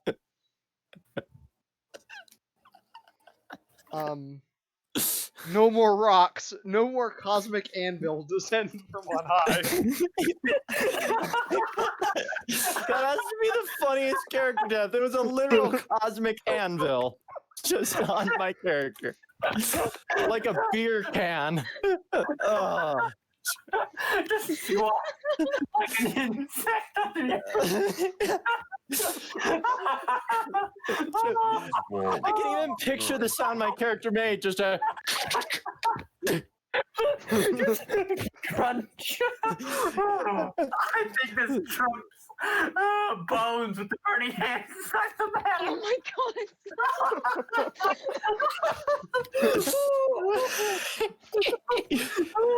I've never had. Not even Phoenix died that abruptly. He just because Phoenix at least got shot at a couple times before his mech violently exploded. Anyways, yes, Kalani is currently the only one through the portal, though. Okay, I'll step through it. All right, no cosmic anvils descend from on high. I'm feeling. Yes. All right, and the rest of you go through the portal without incident. Okay. And when you arrive back in Creneria's palace, you hear her voice in your mind again. The 3 portals before you represent your possible next stops. The silver portal will take you to Eberron. The blue portal to Phoenix. And the gold portal to Toril. Make your choice. Clearly the silver one. Let's go to Phoenix, see what hilarity Oh, ensues. okay, we'll go to that one. Wait. You guys can choose. You know that only 2 people Alright. have said anything so far. Okay. Yeah, I'm let's just- take a vote. I'll take the popular vote. Thank you. All right then. Whatever sounds cool. So Phoenix. Phoenix? Alright. After the start of this train. Immediately after the one dude said never to go there, we're gonna immediately go there. Let's do it. Let's go with the same mindset as my party of let's just do it, and hopefully this won't be a burning vampire village. Oh, no, it'll be hilarious. It'll be great. Alright. Right. So you find yourself in Charge a... of burning vampires, or For quick context, one time I didn't join a campaign. I wasn't part of a game because I was sick, and I was the healer, and I deliberately told them not to mess anything up because they won't have their healer. So immediately I come in the next game and they're telling me, so we were in a town that we found out was full entirely of vampires, and this genius over here thought it was a good idea to throw a Molotov cocktail at one of the buildings. Oh. So yeah, we barely made it out of there alive. okay. All right. So after stepping through the portal, you find yourself in a quaint little town in a forest filled with pine trees.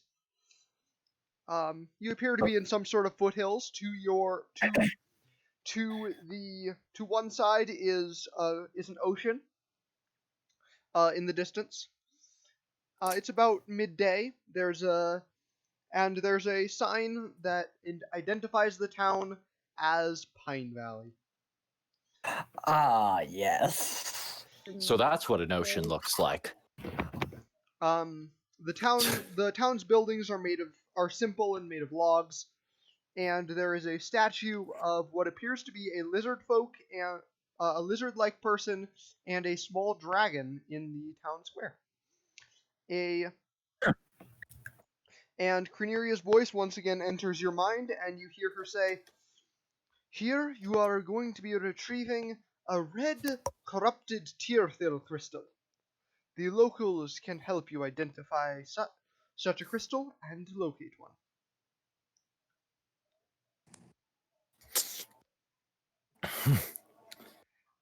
A what crystal?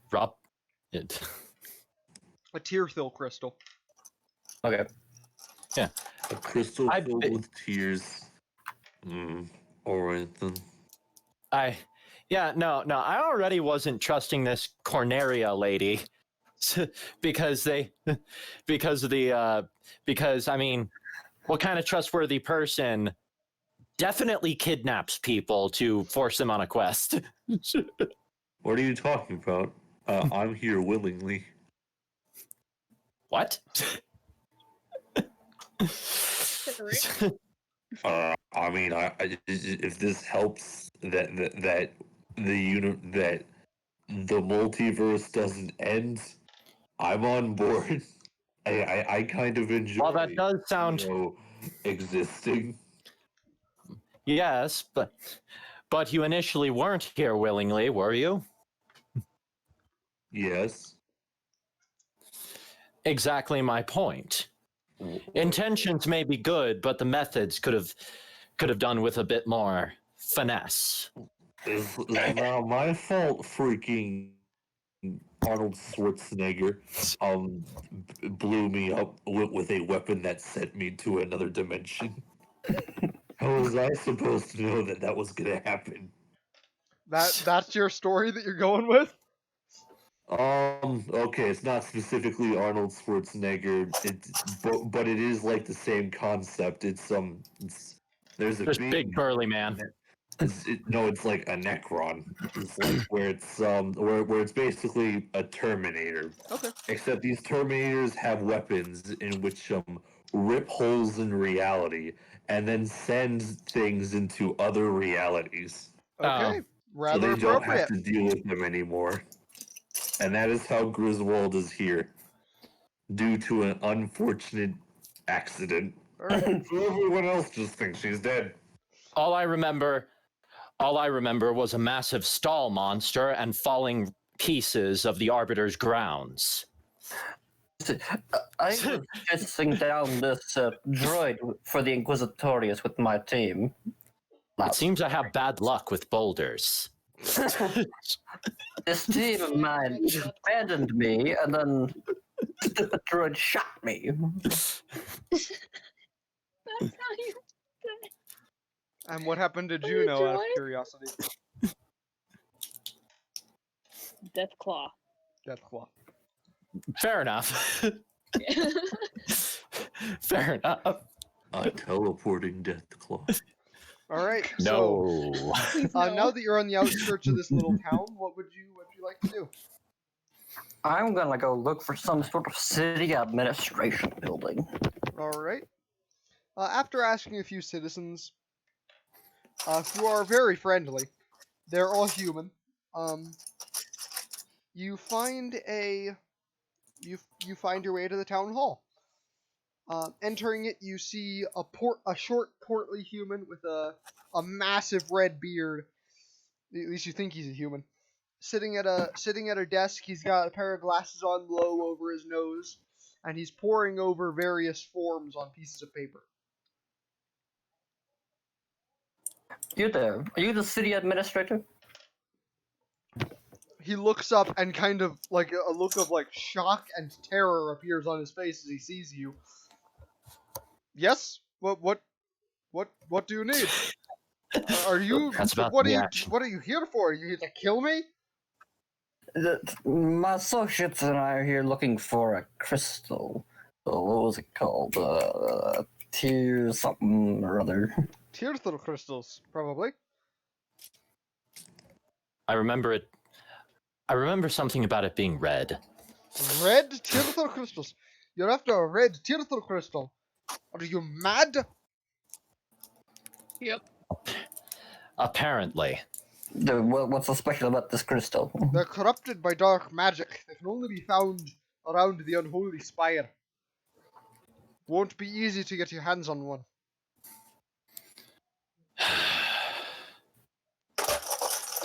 It'd be fun. And yes, I did exhale. How exactly do we get to this spire? It's in the south. It's in the south of Thenix.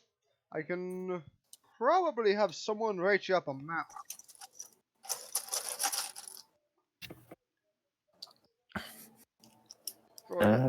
Draw you up point it out on a map. Let me see here, and he searches around for a map for a little bit. Well, on his desk of just his desk is a massive mess, so it takes him a little while. But after he finds it, he slaps it onto the table, and I will show you an image of the map here. Yeah, sure. I'll take your word for it. Five Nights at Freddy's Easter egg. What? That's what your voice sounded like to me. Okay. Why is it marked as a spoiler? Anyways, he points out the spot towards the south of the map, which appears to have which appears to be surrounded by dark mountains and contains a large fortress. Oh. How exactly would one get in there? You'd have to climb the mountains. The Black Wastes have been abandoned ever since the Black Order crisis, which was, what was it? About 100 years ago now. Oh, I was still alive then. Well, you weren't here, I can tell you that much. Yeah, probably. You'd know the unholy spire if you were. All of Thenix went to war against that place. Did you guys win? Just like, indeed we did, with the help of some noble heroes like yourself. Oh. Notably, he points out the door at the statue in the courtyard. Notably, that big lizard folk guy out there, he was quite the help. Turns out he was a dragon. Spooky. All right. So why is there still a spire? The spire wasn't Probably destroyed. old ruins. I mean, Probably old ruins. if there was like something like that, yeah, I'd probably destroy the spire. But those are my thoughts. We There are saw no several reason to take the time to destroy it. Even then, there's only so much destruction you can do. There are many star systems in the Empire and throughout the galaxy that have old ruins from wars millennia ago. They're of no concern. Have you tried blowing it up from orbit? That usually works. I believe Director Krennic was working on something like that. Very classified. Nice. Orbit. Indeed, I'm confused as well. What does orbit mean? You're in the sky, falling around You see the moon? It's like, okay, this place is a halfway moon. between here and the moon. Orbit would be In space. Griswold just goes on for like a bit, just explaining astrological patterns. The mayor's eyes like glass over, and he just like looks at you confused. You know, I'm gonna roll an intelligence check For what? Griswold doesn't to stop. see if I understood any of that. Okay. Okay, roll an intelligence check. In Yeah. one ear, out the other. Roll.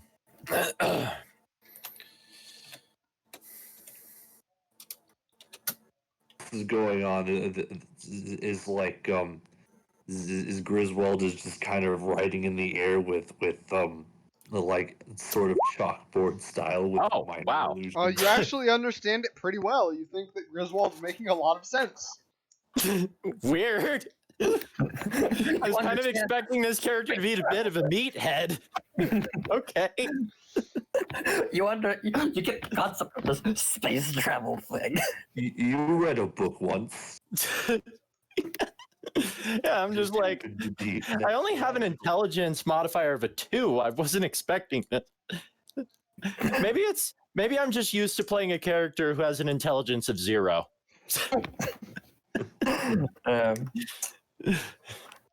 I see. Any suggestions as to how we get down there to the spire? Yeah.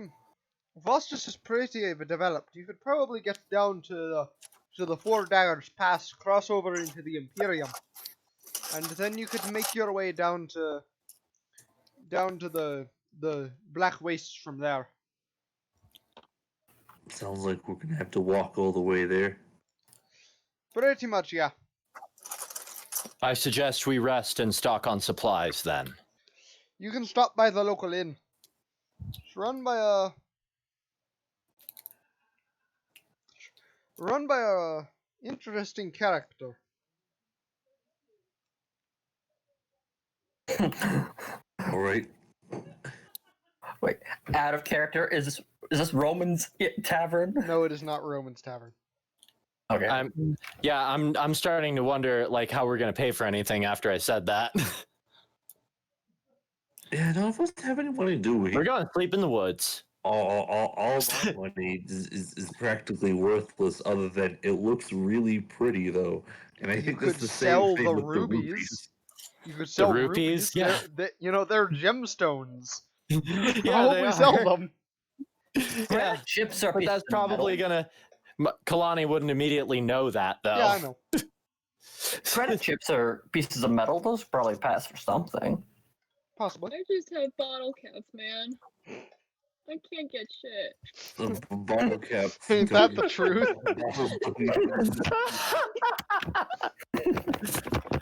I forgot. I forgot that that's Fallout's currency. Yeah. That is hilarious. Yeah. And then you'll have to explain to them Guess it was I'll like start. what a bottle is. I was like, I don't know what a bottle is. They know what a bottle I is. have a bottle. Yeah. If you say that I don't know what a bottle is, I'm just gonna pull out one of my empty bottles. I'm a Zelda character. Of course, I have empty bottles. They're the most useful thing ever. Yeah, you can deflect dark magic with those things. Hitting someone over the head with it does not count as deflecting. No. There is actually a reoccurring thing where in older Zelda games, when you were able to actually use the swing with the bottle, you could deflect Ganondorf's lightning attacks with them. Alright. Okay. Yeah, no, that was a real thing. I was actually going to ask John if I could deflect blaster bolts with it. If you roll like a nat yeah. 20 on a dex save, yes. All right. Okay. Moving on. I'm heading to the inn. Alright, the inn is And staffed we waddle entirely by away. Walk, bugbears. Which are basically apes. They look like apes. more Xenos. Actually, no. To you, they look like Wookiees. Is what they look like. Lovely. Yeah, And you're Imperial and probably racist. A Mandalorian Imperial. That's right. Yeah, and probably racist. On the side that likes the Trandoshans or doesn't like the Trandoshans. Trandoshans Well, are I mean, to be fair, they're nobody all likes the inferior. Trandoshans. As a Mandalorian, I'd be like, it fights, I kill it, I gain honor. Yay. Yeah. Yeah. Although, to be fair, nobody likes Trandoshans. They're kind of dicks. Even Trandoshans Trandoshans are don't like Trandoshans. Trandoshans. Yeah, no, they really.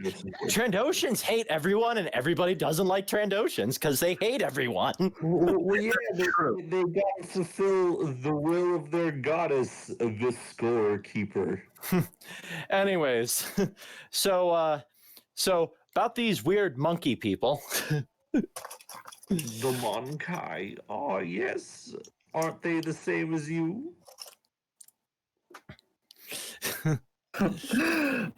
One of them, Although I a don't big know the jovial, difference a between big monkeys jovial and guy humans.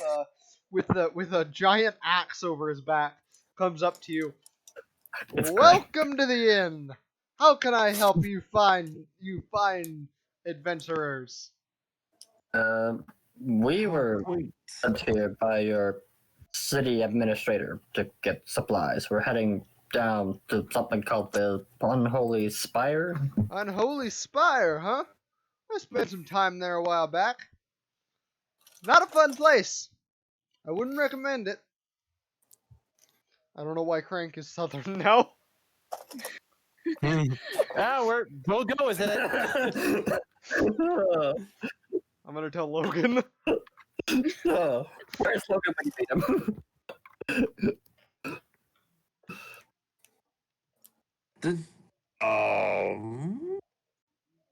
What does that mean for us? Does that mean we should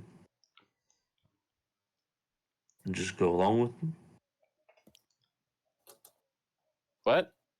What? Who? When? What? Where? Was this What? kind hairy gentleman done talking, or?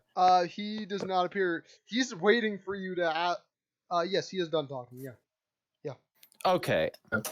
Okay, now I know the context of the situation. I thought you were still talking, but we sidetracked. Yeah. Okay. So he wouldn't recommend going to the tower. We were looking for supplies, you said. Yes. Why is that? Why would you not recommend going to this tower? We heard it was destroyed. Well, kind of. Well, there was an old necromancer there that lived there a while back. Tried to summon the dragon goddess of evil. Ended up succeeding. Had to kill her. Wasn't fun. What's wrong with Fun. necromancers? You were there, along with the lizard thing. Yeah, the the lizard folk statues. and the dragon. Along with the little dragon, little like fairy dragon. It was weird. And also some sort of elf.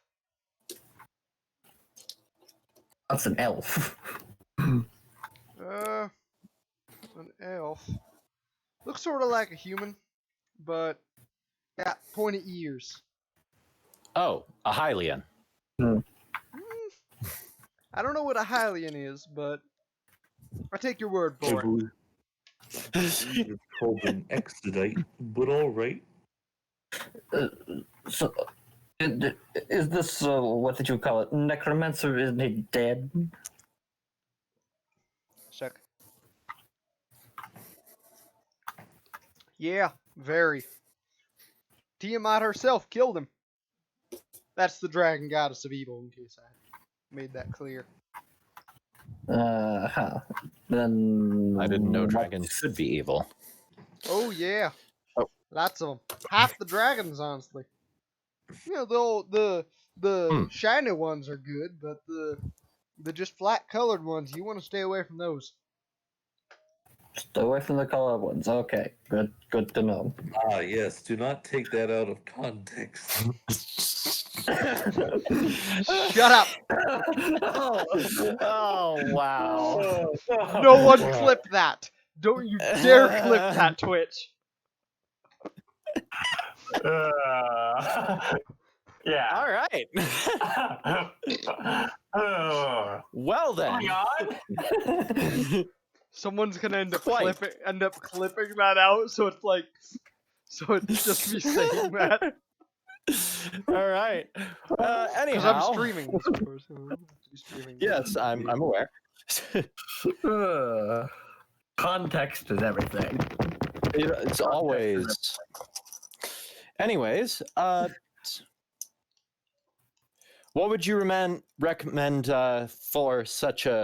for a journey to this cursed tower? Don't. That's not really an. What if we absolutely had to? Then,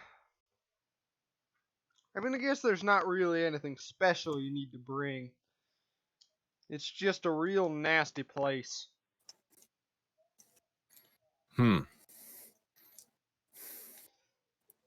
Why are you going there anyways?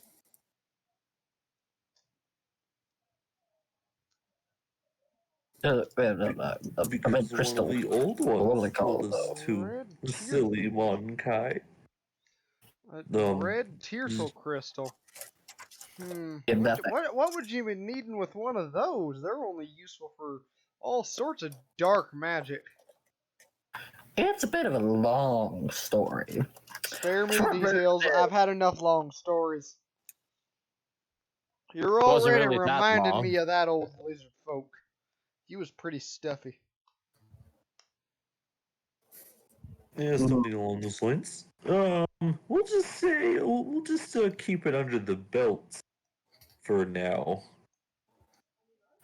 This is all you need to know is that we need to go there and we need to collect this rock. Very well. Well, you can stay here in the inn. General store across the way should have anything you need. All right. I don't recommend you be there on the blood moon. That's when all those undead that are still left around there get strongest. Skeletons blood and moon. zombies and the like. Not fun. How far away is the full moon? I might count as a zombie, so. Well, the next blood moon will be. He kind of thinks for a few moments. Few weeks from now, I think. And how long would this journey take? Few weeks. Lovely. Take a few weeks and a day. No need to be so extravagant. Is there any means of getting there faster? Unfortunately, I feel we might be pressured to move quickly. If you can find the Herald, I imagine he'd probably take you. But he's pretty reckless. So he'd just about do anything. Find the who? Herald. It's not a who, it's a ship. Captain's this big metal guy named Anchorhead.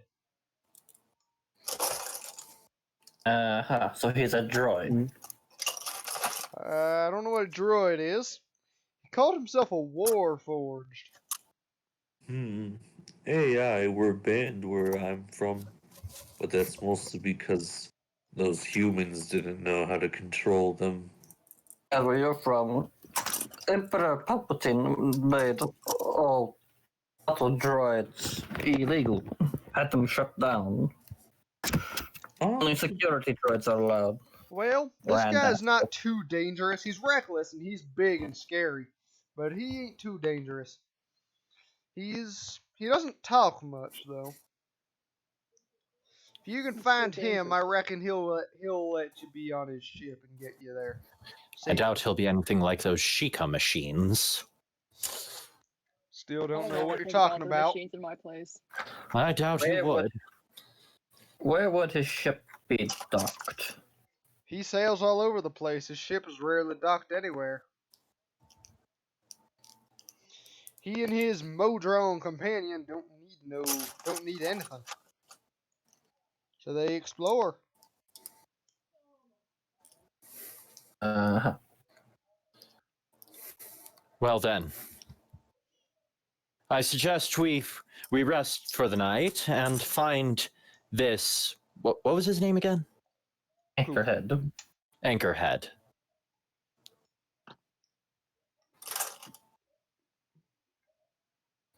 You know, with someone with a name like that, they don't sound too smart. No, he really isn't.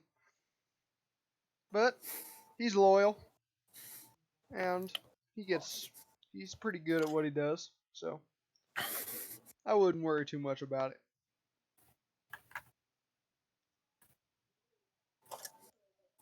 Okay. Anyways, we got a few rooms open tonight. We usually have rooms open. No one really stops by Pine Valley. I don't have any money though. Like I tell the others. I think we have How much for a night?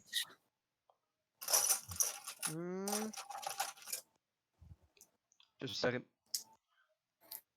Actually, to be fair, your bottle caps are basically bits of metal. Yeah, but they're still bottle caps. Yeah, they're just. Right. Yeah, but in medieval Yeah. times, they didn't use metal for something like that. I guess, but still. They used corks. Yeah. I know it's still Right. just. That's trash. They're not going to be considered scrap currency. tin. Either way. I So, just need to look at something real quick. I'll. Holy crap. Accommodations. Your entire currency is Mm. based off of bottle About caps. 5 Think of silver how each. many bottles that was. About 5 silver each for the night and the food. We'll have a communal dinner. I think Abraham is whipping up his famous beef stew tonight.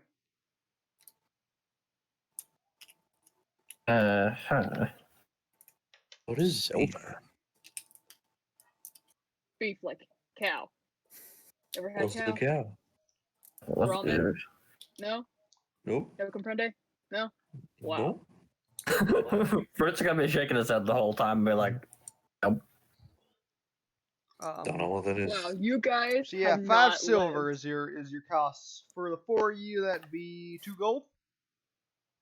I hold out a bunch of caps. Does this cover it? What are those things? They're like coins, They're but caps. dirty, and they don't look that valuable. I'll pull out I'd be Do- rich if I were back home. I definitely don't have silver or gold rupees on me. Well, I'll yeah. just pull out 2 credit chips, which I mean, you know, that look like they're like rectangular bars with a tiny metal. Just do strange black gemstones. Strange. Cowboy. They These look like are- they're from. They look like they're from some other nation, but they look like gold at least. So I'll take them. Okay. Corey, you Wait, got wait. got a room and some food for the night. Why does only one of us have currency? Wait.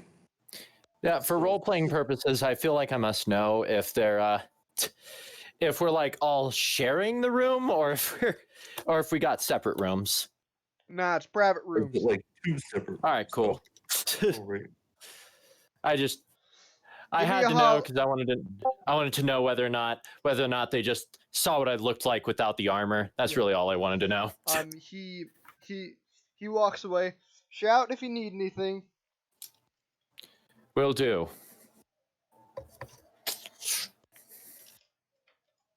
Nah.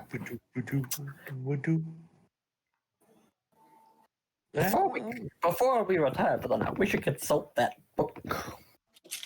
Alright. Yes. All right, who's consulting it? The book again. and just kind of places it on whatever the communal dinner table is Yep. over our. And we just get our the stew in beef stew. question, the stew in question is like a thick broth with pieces of beef in it, meat, as well as vegetables, potatoes, and strangely, what seems like a little bit of cheese. Cheese, bravo. I'm not, you know what? I'm not sure if I'd know what a potato tastes like. I don't know what that one tastes like either. Obviously, you probably, to but Kalani, the beef tastes like lon. I assume that lons are eaten as well. well, no. We definitely got meat. It's just I'm just thinking about the potatoes specifically. I'm just like, because I don't think she'd have a problem with it. It's just like, huh. Because potatoes are a ground thing and not much grows in the desert. And the chef who brought the bowls of soup out to you appears to be a massive, bulky, furry guy with an elephant head. And he's wearing a chef's apron and has hand wraps on for some reason. Another Xenos. Alright, so who is consulting the book? Well, at the very least, I am.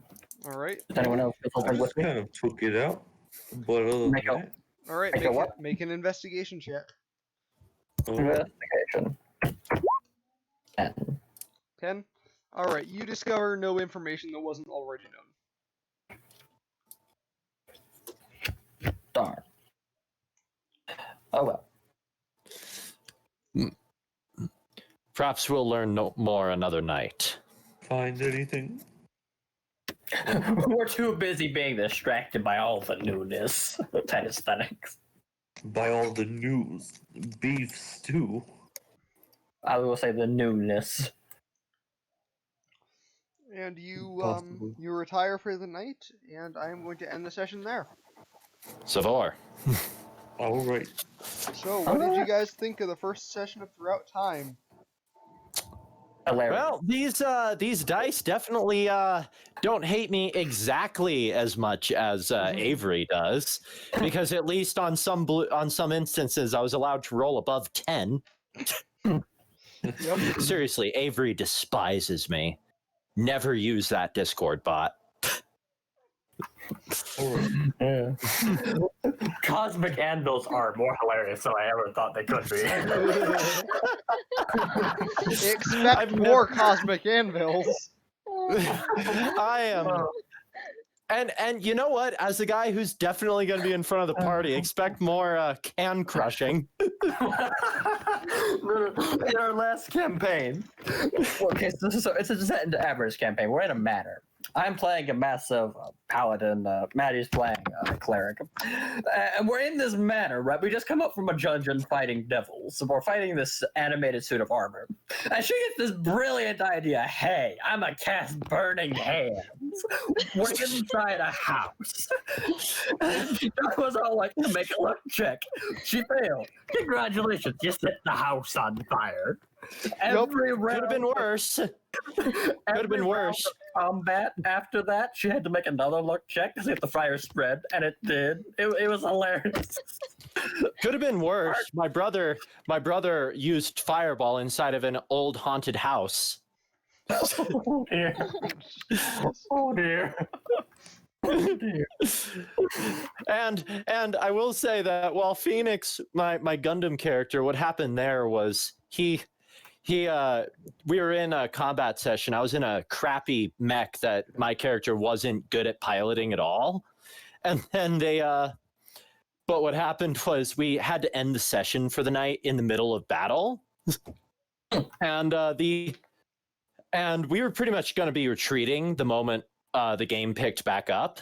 So we start up the game and I get my first turn. I turn around and start hightailing it.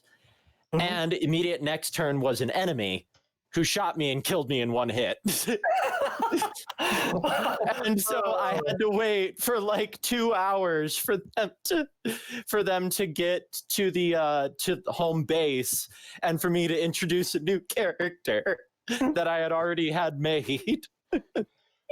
If either of you if any of you guys have seen the Gamers Dorkness Rising, I was pretty much like the bard. I just how many of those have you got? 50. It's a stupid movie. Anyways, it's also entirely on YouTube, so there's really no reason to not watch it if you love Dungeons and Dragons. So yeah, next session we're gonna do some Phoenix stuff. Lovely. I imagine that that Brad and Maddie are happy to be back in Phoenix. Oh, this is most hilarious. Many fun memories. I mean, that is where the flail snail 100 stops. years. 100 years. So both my characters are alive and fine, and be like, yeah, it's been 3 hours, boys. Eris might be dead. I'm pretty sure she'll be dead. I mean, but what's 100 years to an ancient dragon who's already, a millennia or two old? And also is a member of Bahamut's honor guard. Yeah. Yeah. Bahamut's one of his honor guard, which are all interchanging gold dragons. Yeah. Yeah. So I was playing a dragon knight. So my dragon companion, we did the story of I had was cursed and so forth, so I couldn't access my ancient dragon form. And my dragon companion was actually my brother. And so at the very end, I became my original self. And so, yeah, it was good. It was great. And now, yeah, but my two characters are now honor guards to the Dragon King. Yeah. I think it's kind of ironic, honestly, because in our Wednesday game that I'm playing, we had actually just discovered that this mysterious kingdom that we were learning more about, that we were doing adventures in, it turned out that it was a kingdom that was entirely built. Its king was one of Bahamut's honor guard, living his own pleasant life, creating his own kingdom. That's pretty cool. Yeah, no, it really was. It was a neat reveal. I have to give the DM full props for that. At the current moment, I doubt I imagine the answer will be no, but at the current moment, do you guys have any thoughts on possibly where you think the story might be going? I imagine Go ahead. So saying you don't know what's Cranary was saying, but I begin. What if he's pulling a phoenix? What do you mean? What if I'm pulling a phoenix? Yeah, I have no idea what that means. I have no context whatsoever. Looky here, this one guy who we've been playing up as the bad guy the whole time. Psych, he's just a minion. Lol, joke's on you. No, Craneria is not at all like Asgen.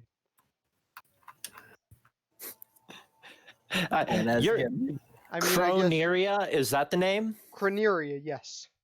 Okay, because every time I read the name in text, it always threw me off because I was just because I knew what you were meaning. You were trying to go for a different style of Kronos, but my mind kept reading it like Kronika, the Mortal Kombat character. But I immediately would go, no, that's not right, and then I'd read it Corneria. Corneria is based on Cornica somewhat. I can actually show you the token I made for Corneria, because why not? Yeah, I thought about, because every time I was like, yeah, that's There you go. That's what she looks like. Oh yeah. Not quite as Tilda Swinton as Kronika, but seriously, am I the only one who thought that Kronika looked kind of like Tilda Swinton? I have no idea who I have no that clue is. who you're talking about. Tilda Swinton, the Ancient One, also known as the Ice Queen from Chronicles of Narnia. The ancient one. Okay. Yeah, the Ancient One from Doctor Strange. Haven't seen any of those. Oh, Saw the Lion, the Witch, and the Wardrobe, and whatever the second one was. yeah. The Ice Queen from Yeah. Lion, the Witch, and the Wardrobe. Yeah, that's Tilda Swinton. All right. John, just curious, what's my eWeb token look like? I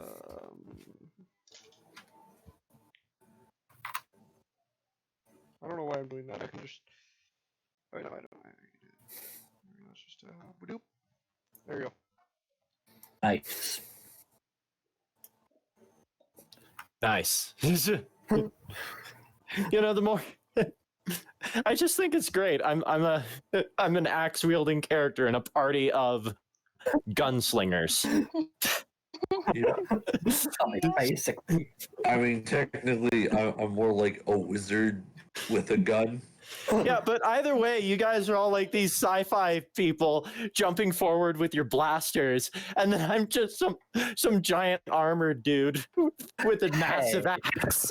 I was going to use my electro staff to finish off that flail snail with Matty hat. I was like, the blaster thing isn't working. I could just move in and use my electro staff that has reach and just stab the thing with lightning damage.